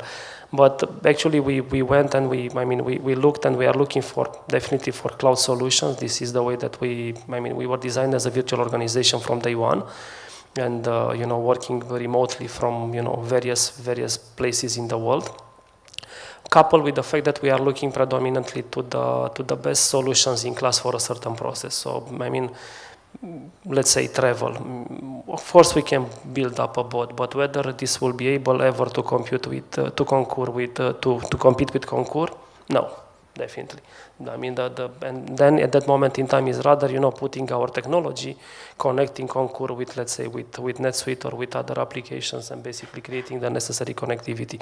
So this is the way that we are looking and we are designing, and basically this is also the beauty on the fact that, as I mentioned, we have more than 900 partners around the world, either on the technology space or on the business processes space, and we are really, you know, teaming up. And, you know, even with our, I was part of a, you know, pitch last week, and you know, that the company was working with one of our direct competitors, and we said, okay, we really want to complement and we really want to add value to your competitor via our technology. So this is our sales pitch. Okay, thank you. Okay, I think we are quite late, so I have a closing question for all of you, and I ask you to answer it in 30 seconds. So, do you think that the CFO is the person to drive the organizational change in terms of adopting new technologies? What is the role that you see? It depends. If I start, for me it depends. Because it's a difference between the business and the shared service centers. So if I'm looking internally in our center in Bucharest, yeah, the role is to drive the change. And we have our objectives, we have our projects, and we are working with our teams internally to achieve as much as possible. In the same time, I also see my role in the big picture, in fact, more as an enabler for implementation of company strategy. And here I'm also thinking about two important prerequisites, which for sure are good leadership and good change management, because the role is in fact meant to align our team here with business needs. Ionuț? Yeah, definitely has a part. And now whether it will be, you know, the key leader, I don't know. Again, depends on the organization. But I would say that it definitely should be a conversation at C-level. Definitely, with all the respects for the chief information officers and chief technology officers, they need to team up also with chief operating officers or CFOs. Maybe there could be a position kind of like chief digital transformation or chief transformation officer, which can play a part. But definitely the CFO needs to have a very, very proactive approach in running the agenda. Thank you. Belcin? I guess it goes back to what colleagues already said. You're a leader of digital transformation on one side, but also you're a partner to the others on the company. And you also very often in the position to translate the IT language into business common language. I mean, you know, those smart guys usually tend to go in their nice rooms and just do nice things and sometimes impressive and also, you know, people tend to be frightened sometimes about the results and what's going to happen to the role. So not only that you're leading, you're also playing the role of communicating to the rest of the company and translating it to the proper language of the business. At least from my position, I think that was part of half of my, let's say, of my job. So finance remained the other half, and the rest was just keep the communication going throughout the company and smoothen the process. Thank you. And for you, Maxence? Yeah, the same. And having also operation and compliance in my garden, I fully agree. And on top, we have the budget in our control. So I think it's quite normal that we are one of the decision maker. So no, but yeah, I would say yes, definitely. And change management is something very, very important. And it's something where most of the time it's missing, actually, in my experience. All right, thank you very much. This will conclude our panel here. Let me thank the guests that have had the time and pleasure to be here with us. And we will be taking questions in the lunch break. Now let's continue because we are kind of late. But for a good reason. So we spoke about a lot of things, risk, technology, talent, a lot. Let's go a little bit deep in the technology. So we are having two presentations from LucaNet. We are going to start with the enterprise performance management tools and how are them game changer in your business, and continue after that with Amazon for cloud. I hope we have Martin. Hello, Martin. Hope you can hear us. Hi, everybody. Can you hear me well? Super, yep. Do you want us to run the show or you are going to do it by yourself? Well, if I may share my screen. Super. So, yeah.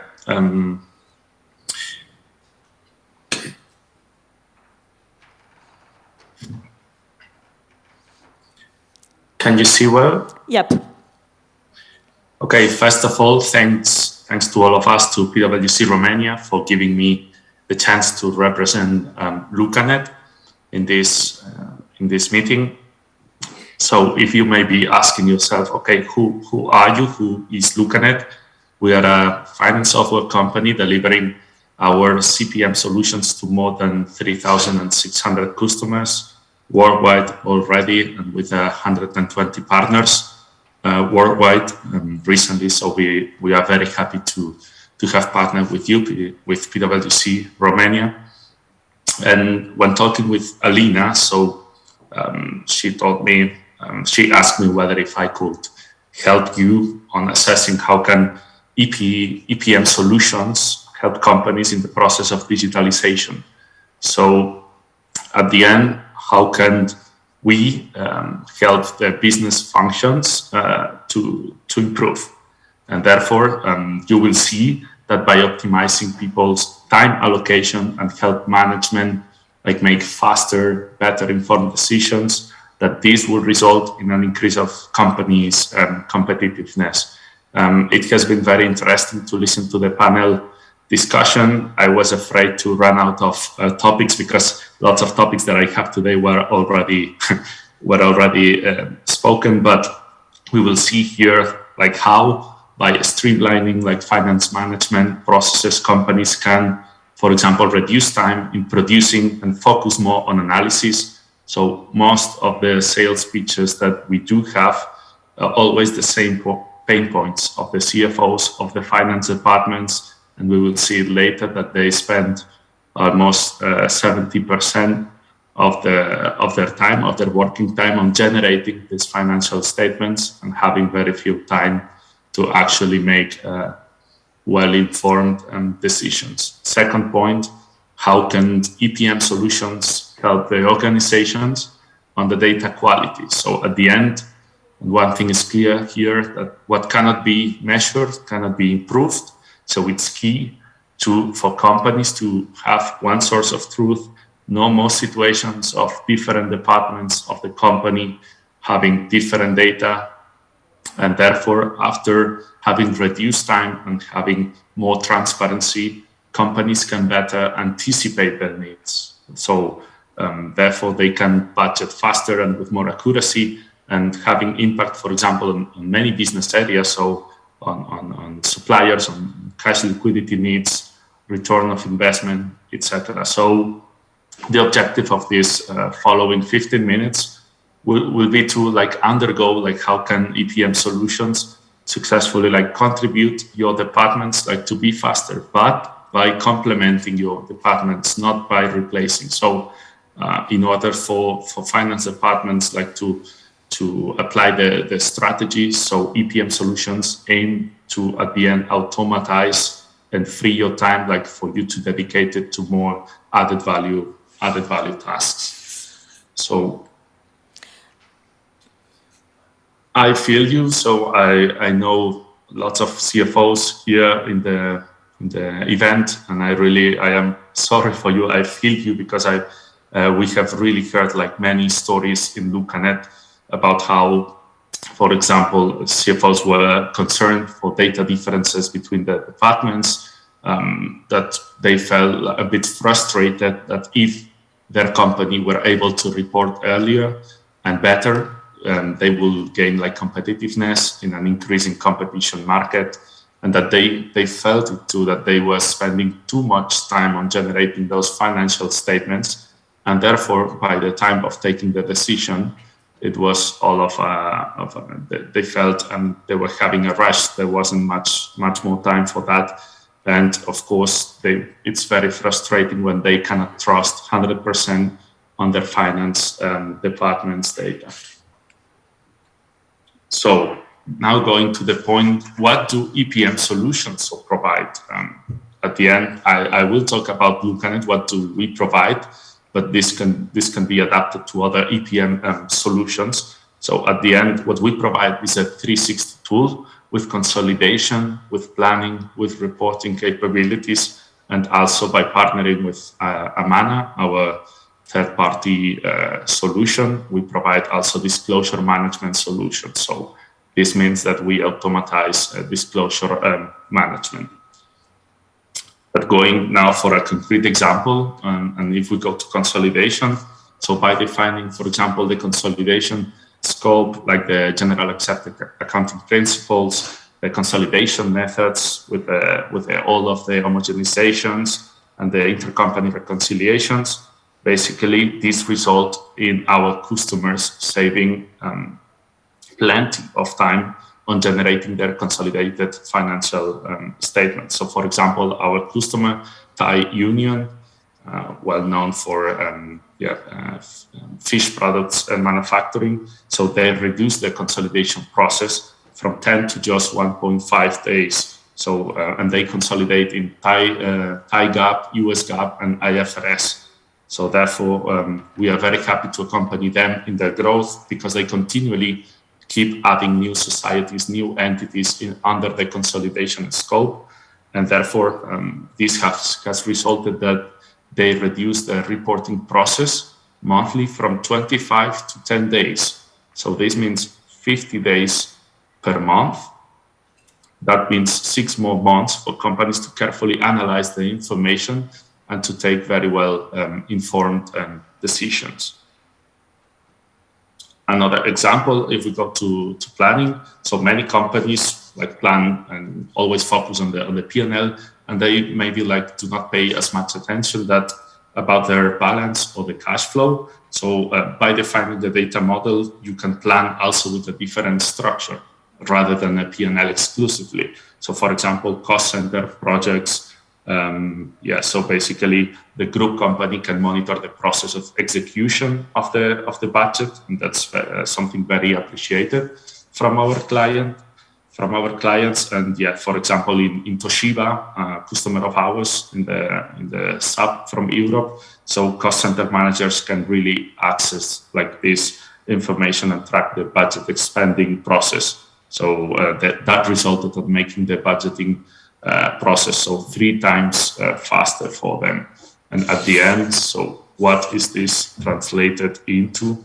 So that on the reporting timing, which is at the end of the moment when the management has the available information, So we will see later, like what's the change of the situation. So at the end, by automatizing what can be automated, information is available on an earlier basis. When information is earlier available, so companies can plan, can build a scenario sooner. They can anticipate their needs, and they become more competitive, and they keep growing. And when they grow, they also need to automatize more procedures within the growing company. So the current situation that the companies face when they come to us or to other EPM solutions is that on the right top of the slide, so they spend 70% of the time actually producing the information, and they feel that if they had this information on an earlier basis, they could further analyze it and develop and adapt the strategy, adapt the plan to the company's current needs. And then after they acquire an EPM, so they realize the huge amount of saved time, and not just that, but this, and that was discussed on the panel. They feel like they have more time also to upskill their professionals. So they have more free time now to other tasks, and this means that they can upskill in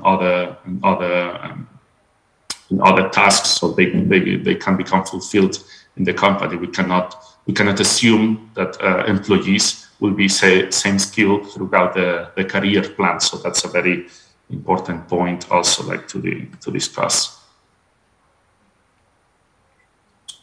So at the end, to summarize, so with LucaNet or with other EPM tools, but I'm going to speak about our solution. So at the end, by connecting to more than 350 interfaces, so and automating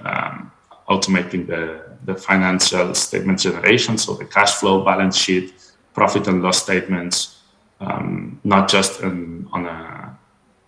planning on a P&L basis, but for example, as I said before, actually planning via cost center, for example. So by automating these tasks, actually companies, they integrate the information in one unique source of truth, and this leads to not just a faster paced organization, but a more transparent one.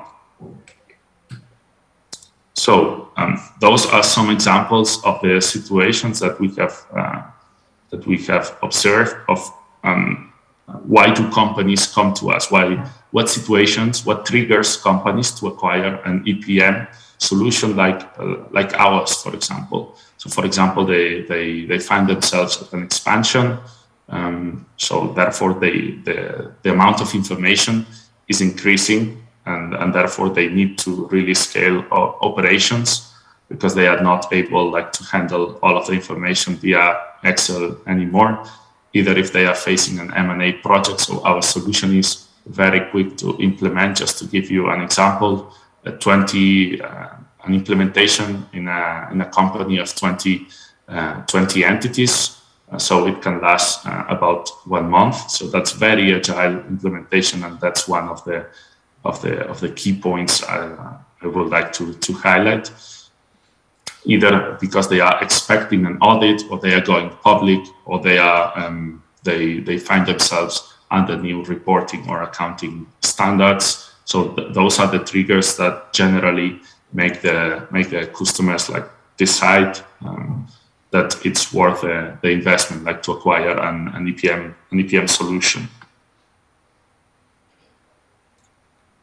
We have seen and we have heard about the service data before, but tendencies are changing, and the pandemic was undoubtedly one trigger, the main trigger of these changes in tendencies. So as we saw in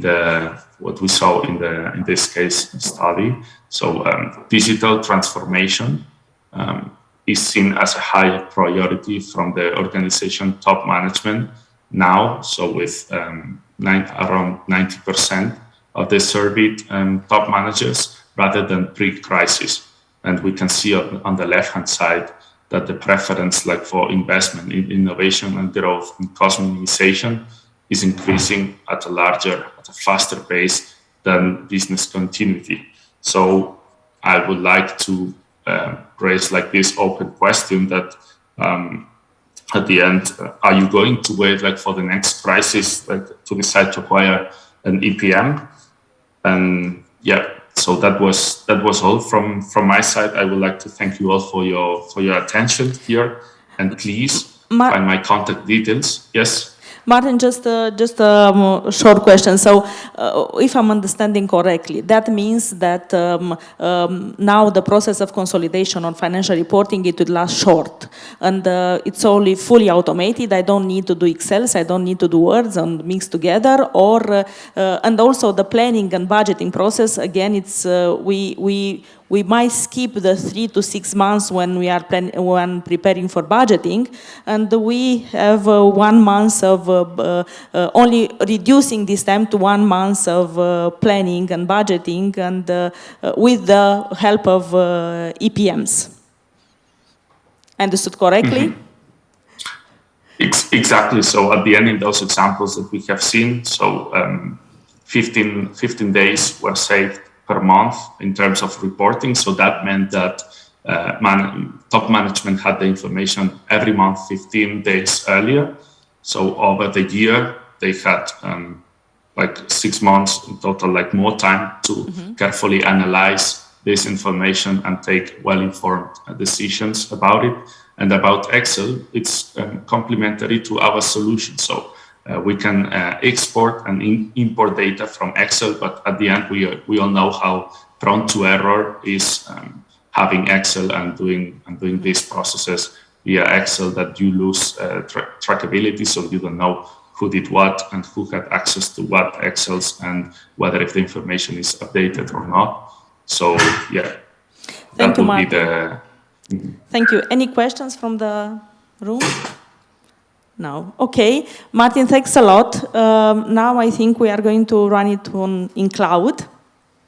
So we have been discussing a lot about challenges of the finance leaders. We've talked about automation. We talked about CPM technologies. And now my pleasure is to introduce Lionel van Dongen from Amazon Web Services, our global partner, who will be talking to us about another technology that's good for the finance department, the cloud. And I understood, Lionel, you will be talking about cloud economics, right? Thank you. Let me give you also a pointer so that you can change the slides. Which button is it? It's this one. This one, okay. Yes, thank you for hosting me today. My name is Lionel van Dongen. I'm leading the partnership with the GSIs in EMEA and developing the cloud economics strategy. So yes, cloud is the new normal. Why will the cloud be the new normal? First of all, let me introduce who is AWS, because most of you know Amazon. I guess some of you are buying stuff on it. Thank you for that. But I'm working for the AWS department, and this is the technology arm providing cloud services to millions of customers. A lot of them are also based in Romania. And the objective at moving to the public cloud is clearly to reduce the cost, but also to be more productive and more creative in the sense that you are developing your services. So yes, that's AWS. We are the largest one, and we are willing to develop that partnership with PwC in Romania very, very much. So let's have a quick deep dive on what we do in Romania. We are situated in 3 different cities. I don't know if I can put it the right way. Cluj, Bucharest, and Iași. So those are the offices where we have a couple of thousand of people working for us in Romania, so quite important. We have significantly developed the business in the last couple of years. And we are also working closely with strong partners. PwC is a strong one of them, but also with local Romanian partners. So we'll be happy to discuss with you after this meeting how we can support you in your cloud journey. So why cloud is actually the new normal. I think it's important to come back on the main reasons why we observe on the market that customers are moving to the public cloud. There are mainly 6 reasons for them, and I think that they might be addressing some of the expectations of the CFOs. Maybe not all of them, but the very first one is the cost savings. What we observe is that about 30% of cost can be reduced by moving to the public cloud. And that's something that we see not only in EMEA, but also in Asia. So that's important to keep in mind that this 30% is not something that you get easily. You can get that by applying good principles, and those are the principles of cloud economics. And I will come back to that a bit later on. Then the second very important benefits at moving to the public cloud is the productivity. What we mean by productivity, I mean the people that you need to manage the workload on the public cloud. By using the public cloud, you are actually reducing the number of people to manage those workloads up to 50%. Not only for the, I would say the virtual machines, we call them the VMs, or the computing, but also for the storage. Those ways are good ways to reduce, to improve your productivity and to reduce the cost. But also, customers are coming to AWS to reduce the annual downtime in the application. That's very important because what we observe is that when you are running workloads on-prem, you are more subject to cyber attacks. And by moving to the public cloud, you are actually reducing your exposure on the net. And then, of course, by moving to the public cloud, you are increasing your agility and reducing your time to market. You will quickly develop new processes and applications on the internet. And I guess the last one, financial footprint, is something which is very important for CFOs. By moving to the public cloud, you will actually move from an CapEx model to an OpEx model, meaning that you will actually free your cash flow and reserve this cash flow to develop more business opportunities which are outside of IT cost. And that's very important. So yes, this is the old, I was trying to look for a picture which will represent what we mean by the old on-premises model. This is a data center that most of the time you have in your basement with, I don't know, like 10 racks, 15 racks running with IT servers, storage, network systems. And actually, this is what we call the old model. Of course, AWS is also running with those type of data centers, but they are very different in the way they are operated. So let me browse the main disadvantage that I see at applying an on-premises data centers model. The first one is the agility. When you need to develop your data centers, you need to, first of all, to understand internally in your organization what are the needs that your business departments will have for the next 5 years in terms of IT systems. And that's a very difficult exercise. How can you today, for the next 5 years, have a right estimation of the workload that your departments will need? And that's what I mean when I say to research, to justify, to order and to deploy the hardware. The time lead to get there, to get your equipment installed in your data centers, that's what I see on the market is between 6 to 9 months.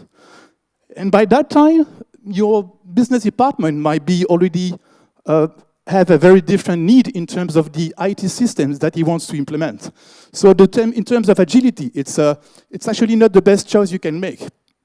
The other one is actually the high upfront CapEx. I just mentioned before the interest to preserve your CapEx for non-IT cost. And that's what makes I would say, the cloud model more interesting. You are in OpEx mode, and you can reserve your CapEx for your core business opportunities. And last but not least, security. I was discussing last week with the customers who did not want to move to the public cloud because he was perfectly convinced that he had 3 people internally, which are, from his point of view, the best security expert, and that they were able actually to protect and preserve his data centers from any cyber attack. And I had a rough discussion with that prospect by explaining that at AWS, we are spending millions of dollars every year to secure those data centers that we have worldwide. And that's quite difficult for a company to, with only 3 people, that you have to train all the time to protect such a data center on-prem. So yes, security is something that you want to give in terms of coverage to a cloud provider.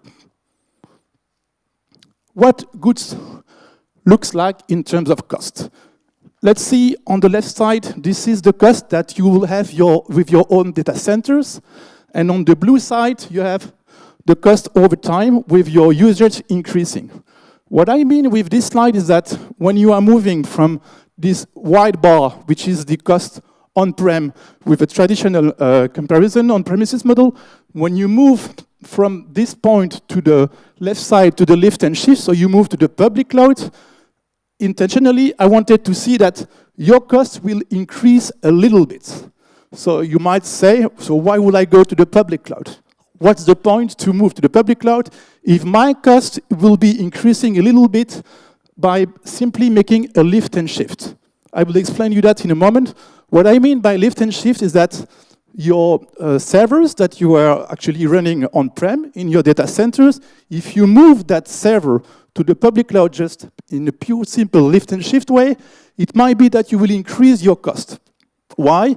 Because the way you are operating these servers on the public cloud is very different from the way you are actually operating in on-prem. You have actually, if you want to really to reduce your cost over time, you have to apply a couple of very specific but very straightforward and easy capabilities, a number of capabilities and benefits to reduce those costs. Let's take an example. If you are moving a server to AWS, and those servers are being used by developers in your company or by testers. Those developers and those testers, they are using those servers from AWS from 9 o'clock in the morning to 6 o'clock in the afternoon. If they let those virtual machines open after 6 p.m., you are still paying for them. So it's important that you have that mind shift and that you are training your people to apply a new model in the way that virtual machines on the web, on AWS, they have to be closed after 6 p.m. That's what I mean by improved elasticity. I mean that those best practices, they are the key to reduce your cost over time.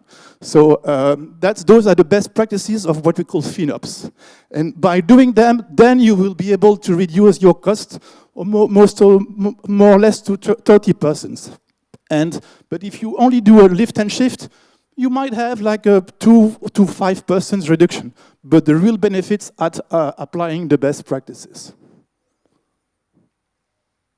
Yes, that's another very important reason why we see companies moving to the public cloud, is that they are very concerned about the sustainability, and that at AWS, the servers that we are using to host the workload of our customers, those servers are more efficient than the servers that you can have on-prem.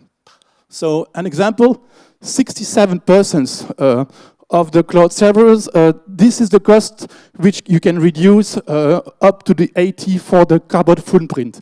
Simply because the servers that we are using at AWS are more efficient than the servers that you can run on-prem with your own data centers. The other 13% are related to the center facilities, the data center facilities, which are composed of 30% reduction. So this is in total 80%, and you reduce your carbon footprint by 5. So that's another main elements we see with CFOs. They are very concerned about this topic, and that's what we do with them. Let's now see the business case. I don't know if you have ever considered to move to the public cloud, but you don't know exactly what will be the cost at moving to the public cloud. We tried to separate the cost and to make a business case based on the server, based on the storage, and based on the network. You see on the right side, you have the space, the power, and the cooling. Those are the 3 elements of the business case.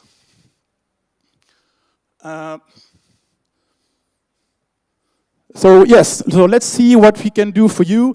Together with PwC, we could be supporting you on those elements, on-prem cost, the cost of migration, and the running cost on AWS. Any comments on this? So yes, I'd like to know what kind of examples we have in Romania regarding the cloud. Yeah, so thank you, Lionel. Basically, like I was saying at the beginning, we have an excellent cooperation with AWS. We have a global partnership that's also present in Romania.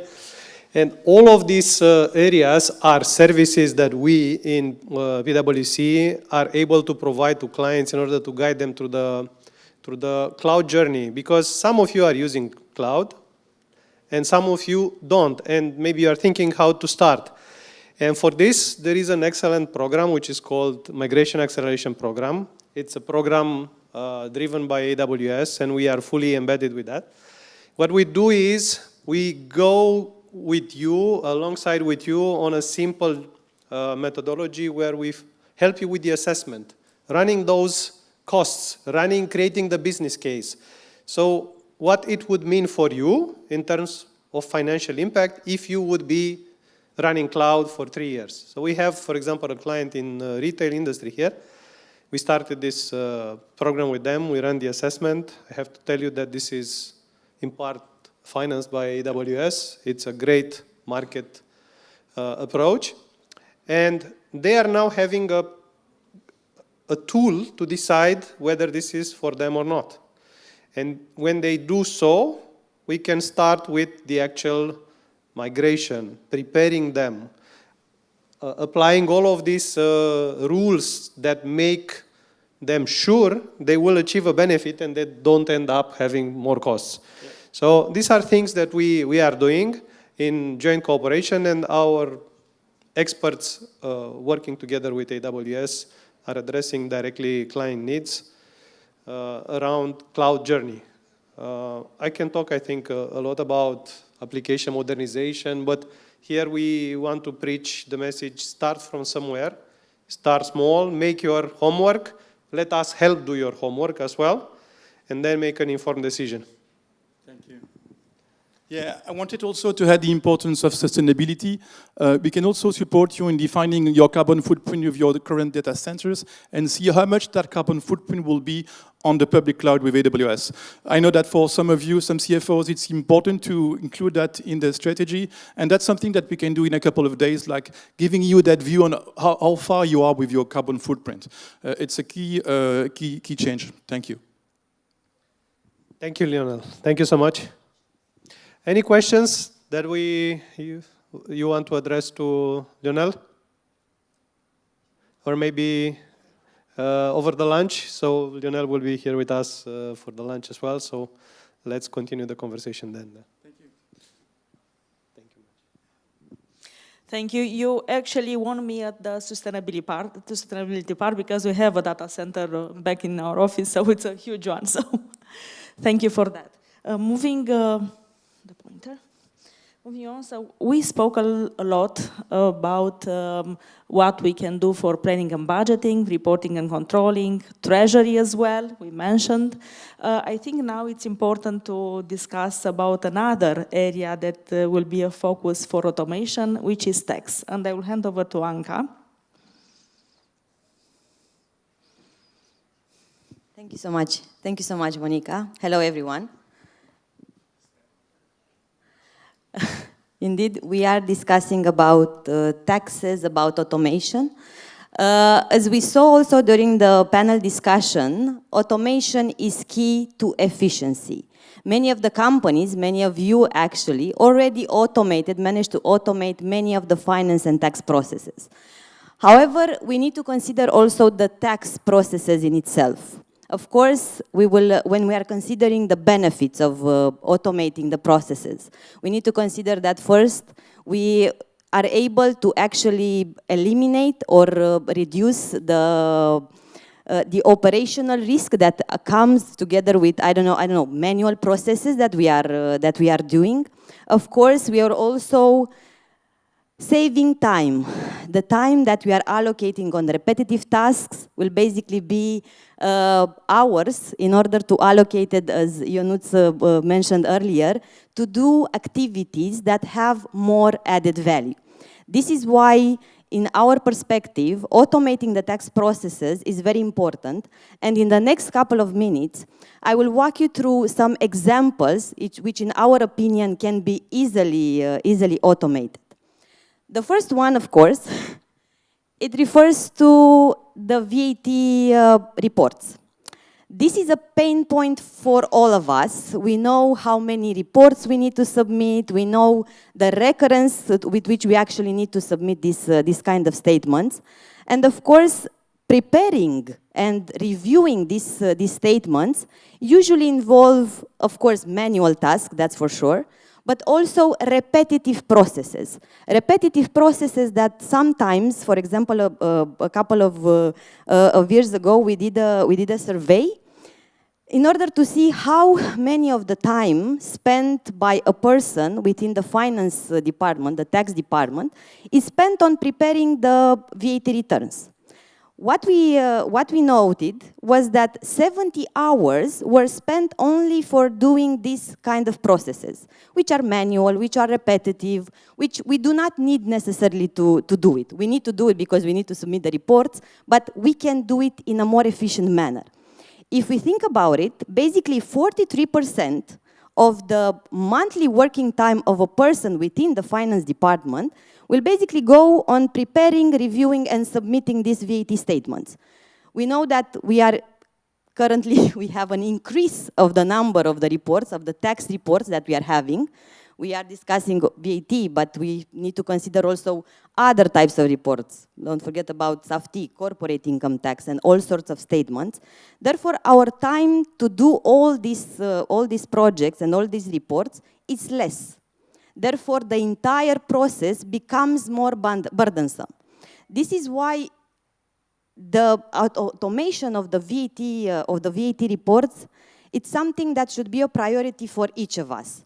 And also, we need to consider the fact that, okay, we can have a tool, an automated tool to prepare the reports, to prepare the statement, even submit them.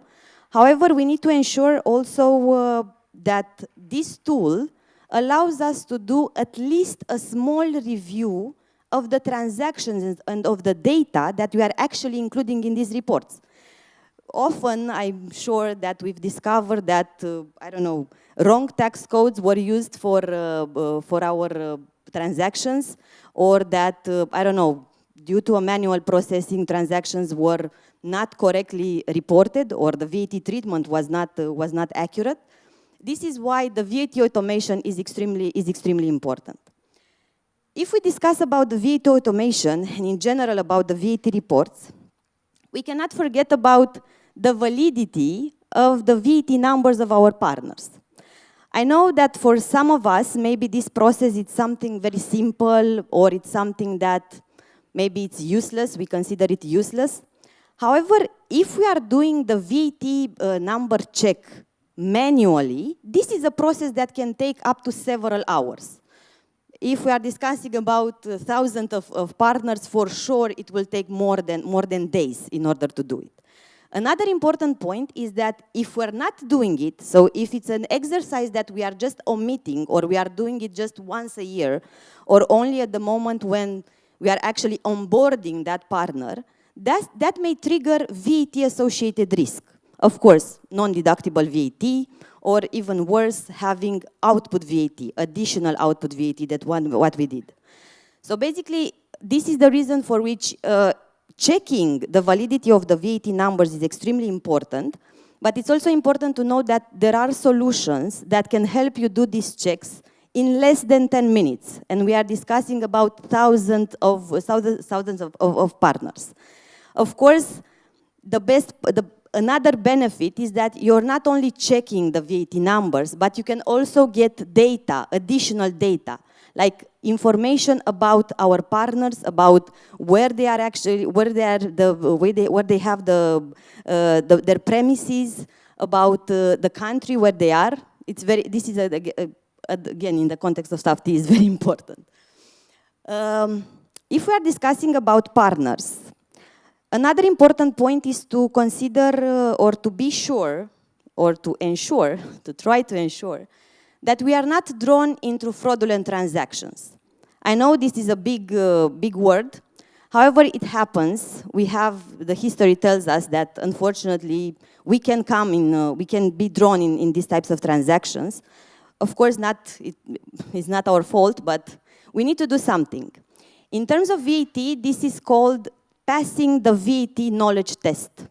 Basically, we need to make sure that we are demonstrating with documents or procedures or both that we acted in good faith, that basically we did all the necessary measures, of course, the ones that are in our power, in order to be sure that we are not drawn in these types of transactions, in order to ensure that our VAT-exempt supply did not lead to a fraudulent transaction, or that our acquisitions that are with VAT are real and were not done from fraudulent suppliers. This is a point that company can consider to automate. Of course, you need to screen the partners. This is a very important point. I know that many of us are doing it. The important point is to actually have a regular checking of the partners. And of course, this is also a process that can be easily automated. And also highlight those risk flags in order to identify those cases when we can actually, go into a transaction with a partner that either has task risks or operational risk, or even worse, reputational risk. It's very important to make sure that everything is in order. We discussed about everything that comes, or the most important points when it comes to reporting, VAT, and partners. But there is also another process that we need to do every single year, namely the inventory. We know that the inventory process itself, it's time-consuming, but it's mandatory. However, when it comes to applying the law in order to see whether we can compensate pluses and minuses, we usually realize that this is a complex or difficult process, and this is the reason for which we are actually either doing it superficially, or in the worst case, we're not doing it. And basically, we are losing money. Of course, doing all the matches, and especially in industries where we have a lot of goods, and the goods are, similar but cannot be compensated. Of course, it's a difficult process. Nobody has nothing to say in this respect. However, there are tools that can help you with this. There are tools that can help you discover what are the products that are similar in terms of how they are looking, and also the products that have similar attributes in size, in weight. Therefore, the tool can form groups of products that can be actually compensated. And if you take this kind of information together with the result of the inventory, of the annual inventory result, basically we can see in a dashboard what is the impact in terms of taxes, corporate income tax, and of course VAT. Another important aspect that can be useful when we are discussing about inventory offsets is that we can analyze the historical data. We can analyze the data, the offsets that we've done in the past, in order to determine what we did good, so to determine the good practices on one hand, and of course, to see what we can improve, what aspects can be improved, or what processes can be improved. For sure, sky is the limit also in this respect. And one last point, we know that in the recent years, automating the tax processes was not something that was triggered only by our internal efficiency need. For sure, this exists. However, it was also triggered by the digitalization projects that ANAF started. We all know SAFTI, we all know e-invoicing. Basically, ANAF wants to increase the collection efficiency by implementing these digitalization projects, and also to facilitate communication between the tax administration and taxpayer. Just to name a few that we already mentioned a little bit earlier, SAFTI, or Standard Audit File for Tax, I'm sure that everybody in the room knows about it, about this project, that new reporting obligation, the informative statement, that needs to be submitted monthly or quarterly, but it contains almost 200 tax and accounting data that should be submitted to ANAF in a specific format, with specific requirements, with specific, arranged in a specific order. This is one of them.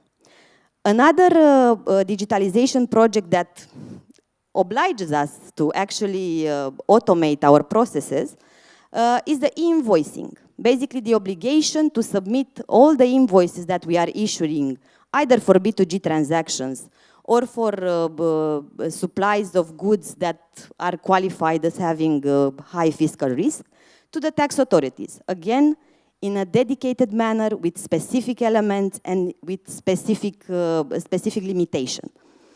Of course, in both cases, we need to adapt our systems. We need to adapt our systems in order to be able to actually cover and actually be able to submit everything that we need to submit every single month. However, we can also improve, or we can also implement specific tools that can help us gather the data, consolidate it in the correct manner, transforming it to the limitations, or by considering the limitations imposed by these new reporting obligations, and of course, preparing the files and also submitting them to the tax authorities. This is why the takeaway is that most of our processes can be automated. We can start, as this was mentioned earlier, we can start small. We can start from automating just a part of the process, or we can just go to and automate an entire process. Irrespective of the option, what it's sure is that we will have great benefits, great saving of time, and also a higher degree of accuracy. It's very important to ensure that what we have in the system, it's actually correct, or as correct we can, as correct as it can be.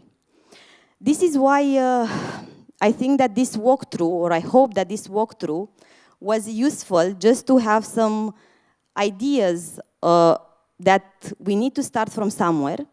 We need to start having the list of, okay, what we need to actually, what is the process that actually generates a lot of inefficiency? Because for sure, we still have some, unfortunately. This is why, if you have any questions, without any problems, I can respond now or after during lunch. Thank you so much.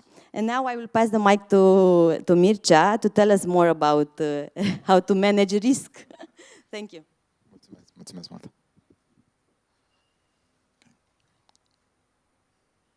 All right. So, risk management. This is the end. I mean, I think this is the last moment before lunch, which is good. It's a softer subject, no data, aside from this one. But it's in red on the black, so you don't see it with a purpose.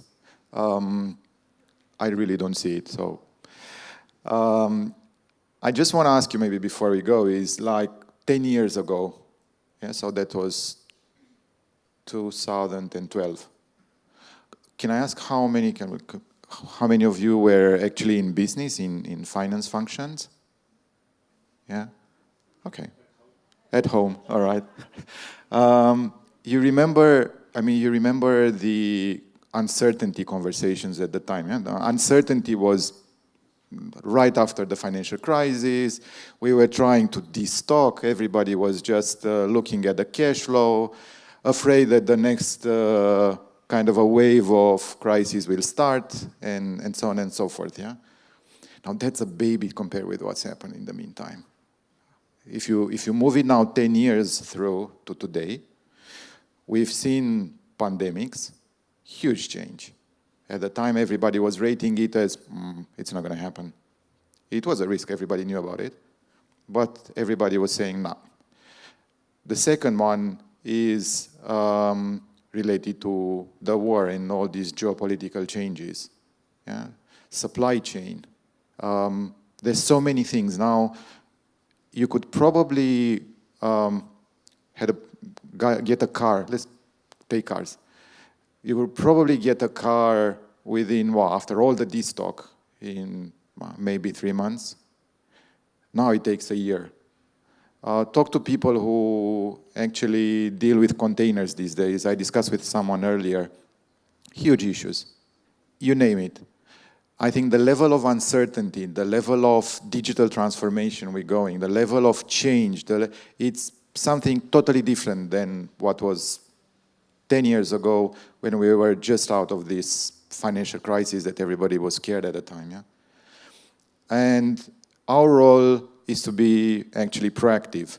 Our role is to, if not lead, at least influence. Our role is actually to bring people together, to communicate.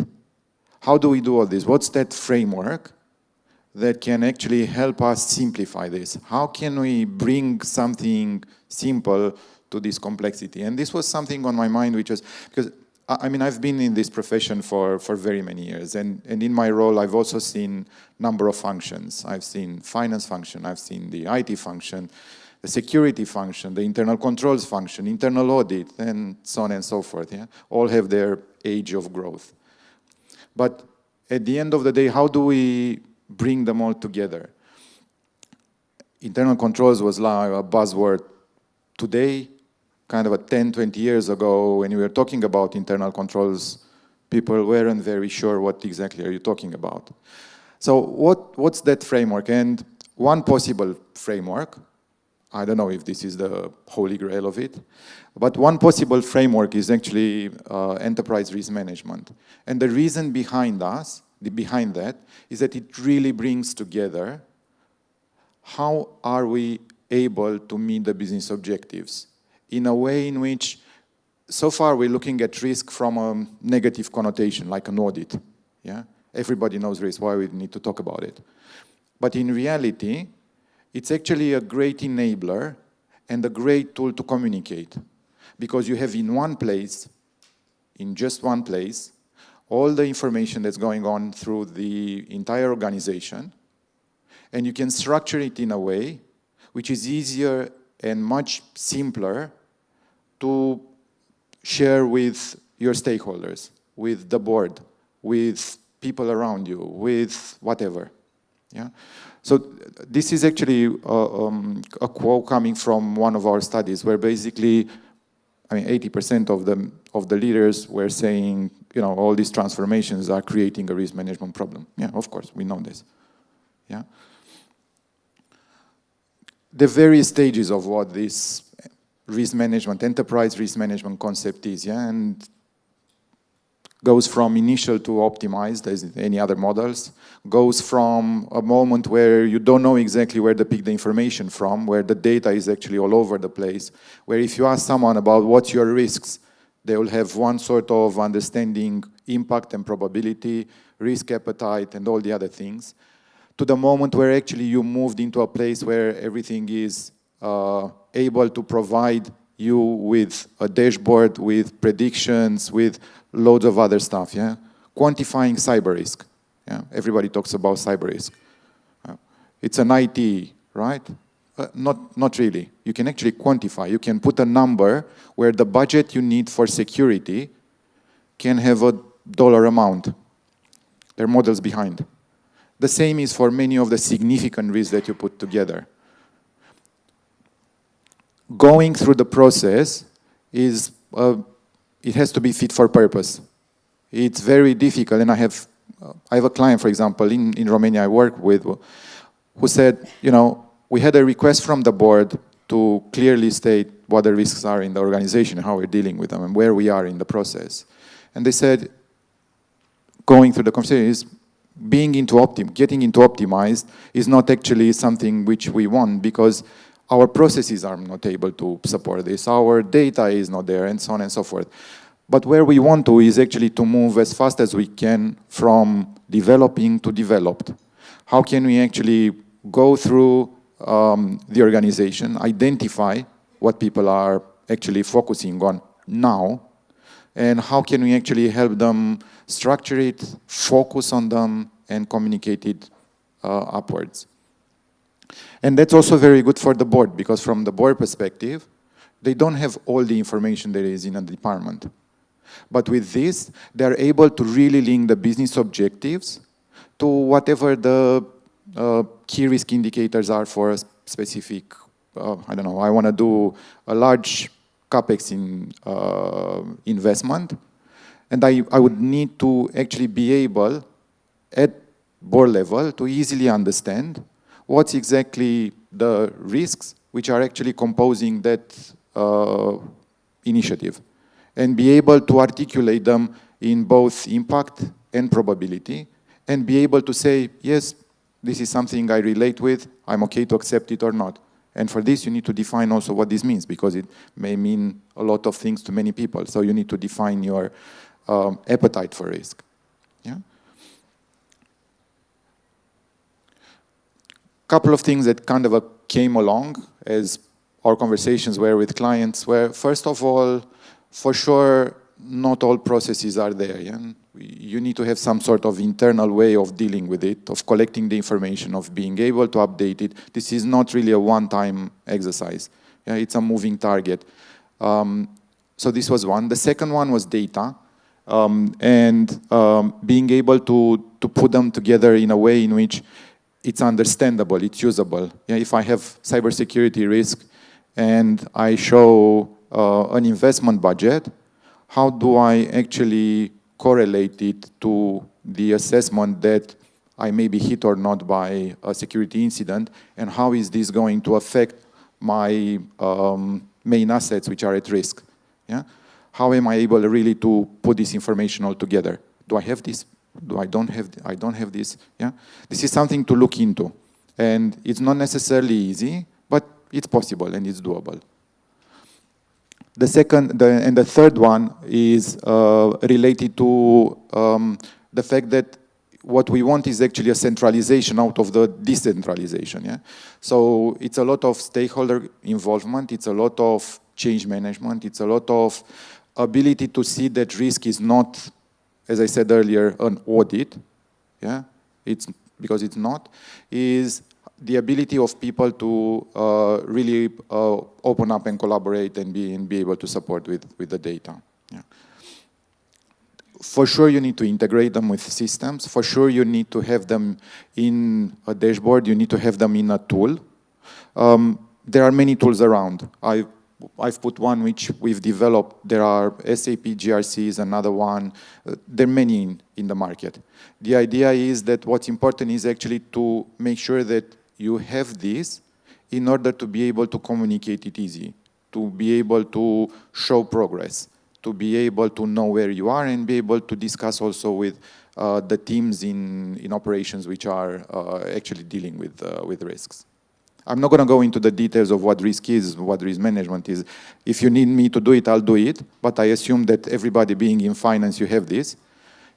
When I talk to security people, it's a bit different. But I think with us, let me know if you want me to go further, yeah? Yeah. So that's what I wanted to say. I just want to say that, you know, giving the uncertainties and changes the organizations have, given the roles we have in finance to either lead or influence, we need a way to put all this information together and to make sure that we focus on the organization, teams, and so on the right thing, and are able actually to communicate it upwards and downwards. And this is a framework that may actually help you going forward. Yeah? Thank you. Thank you, Mircea. So that being said, I think nothing separates us from lunch. Dear guests, many thanks for being with us for more than 2 hours and a half. We hope that we inspired you at least to start the finance transformation in one area, if not many. Yeah? And if you have any questions to our speakers or to us, we are here to respond. If not, have a pleasant day and see you for the next event with more interesting topics like blockchain, metaverse, or whatever is coming. Thank you.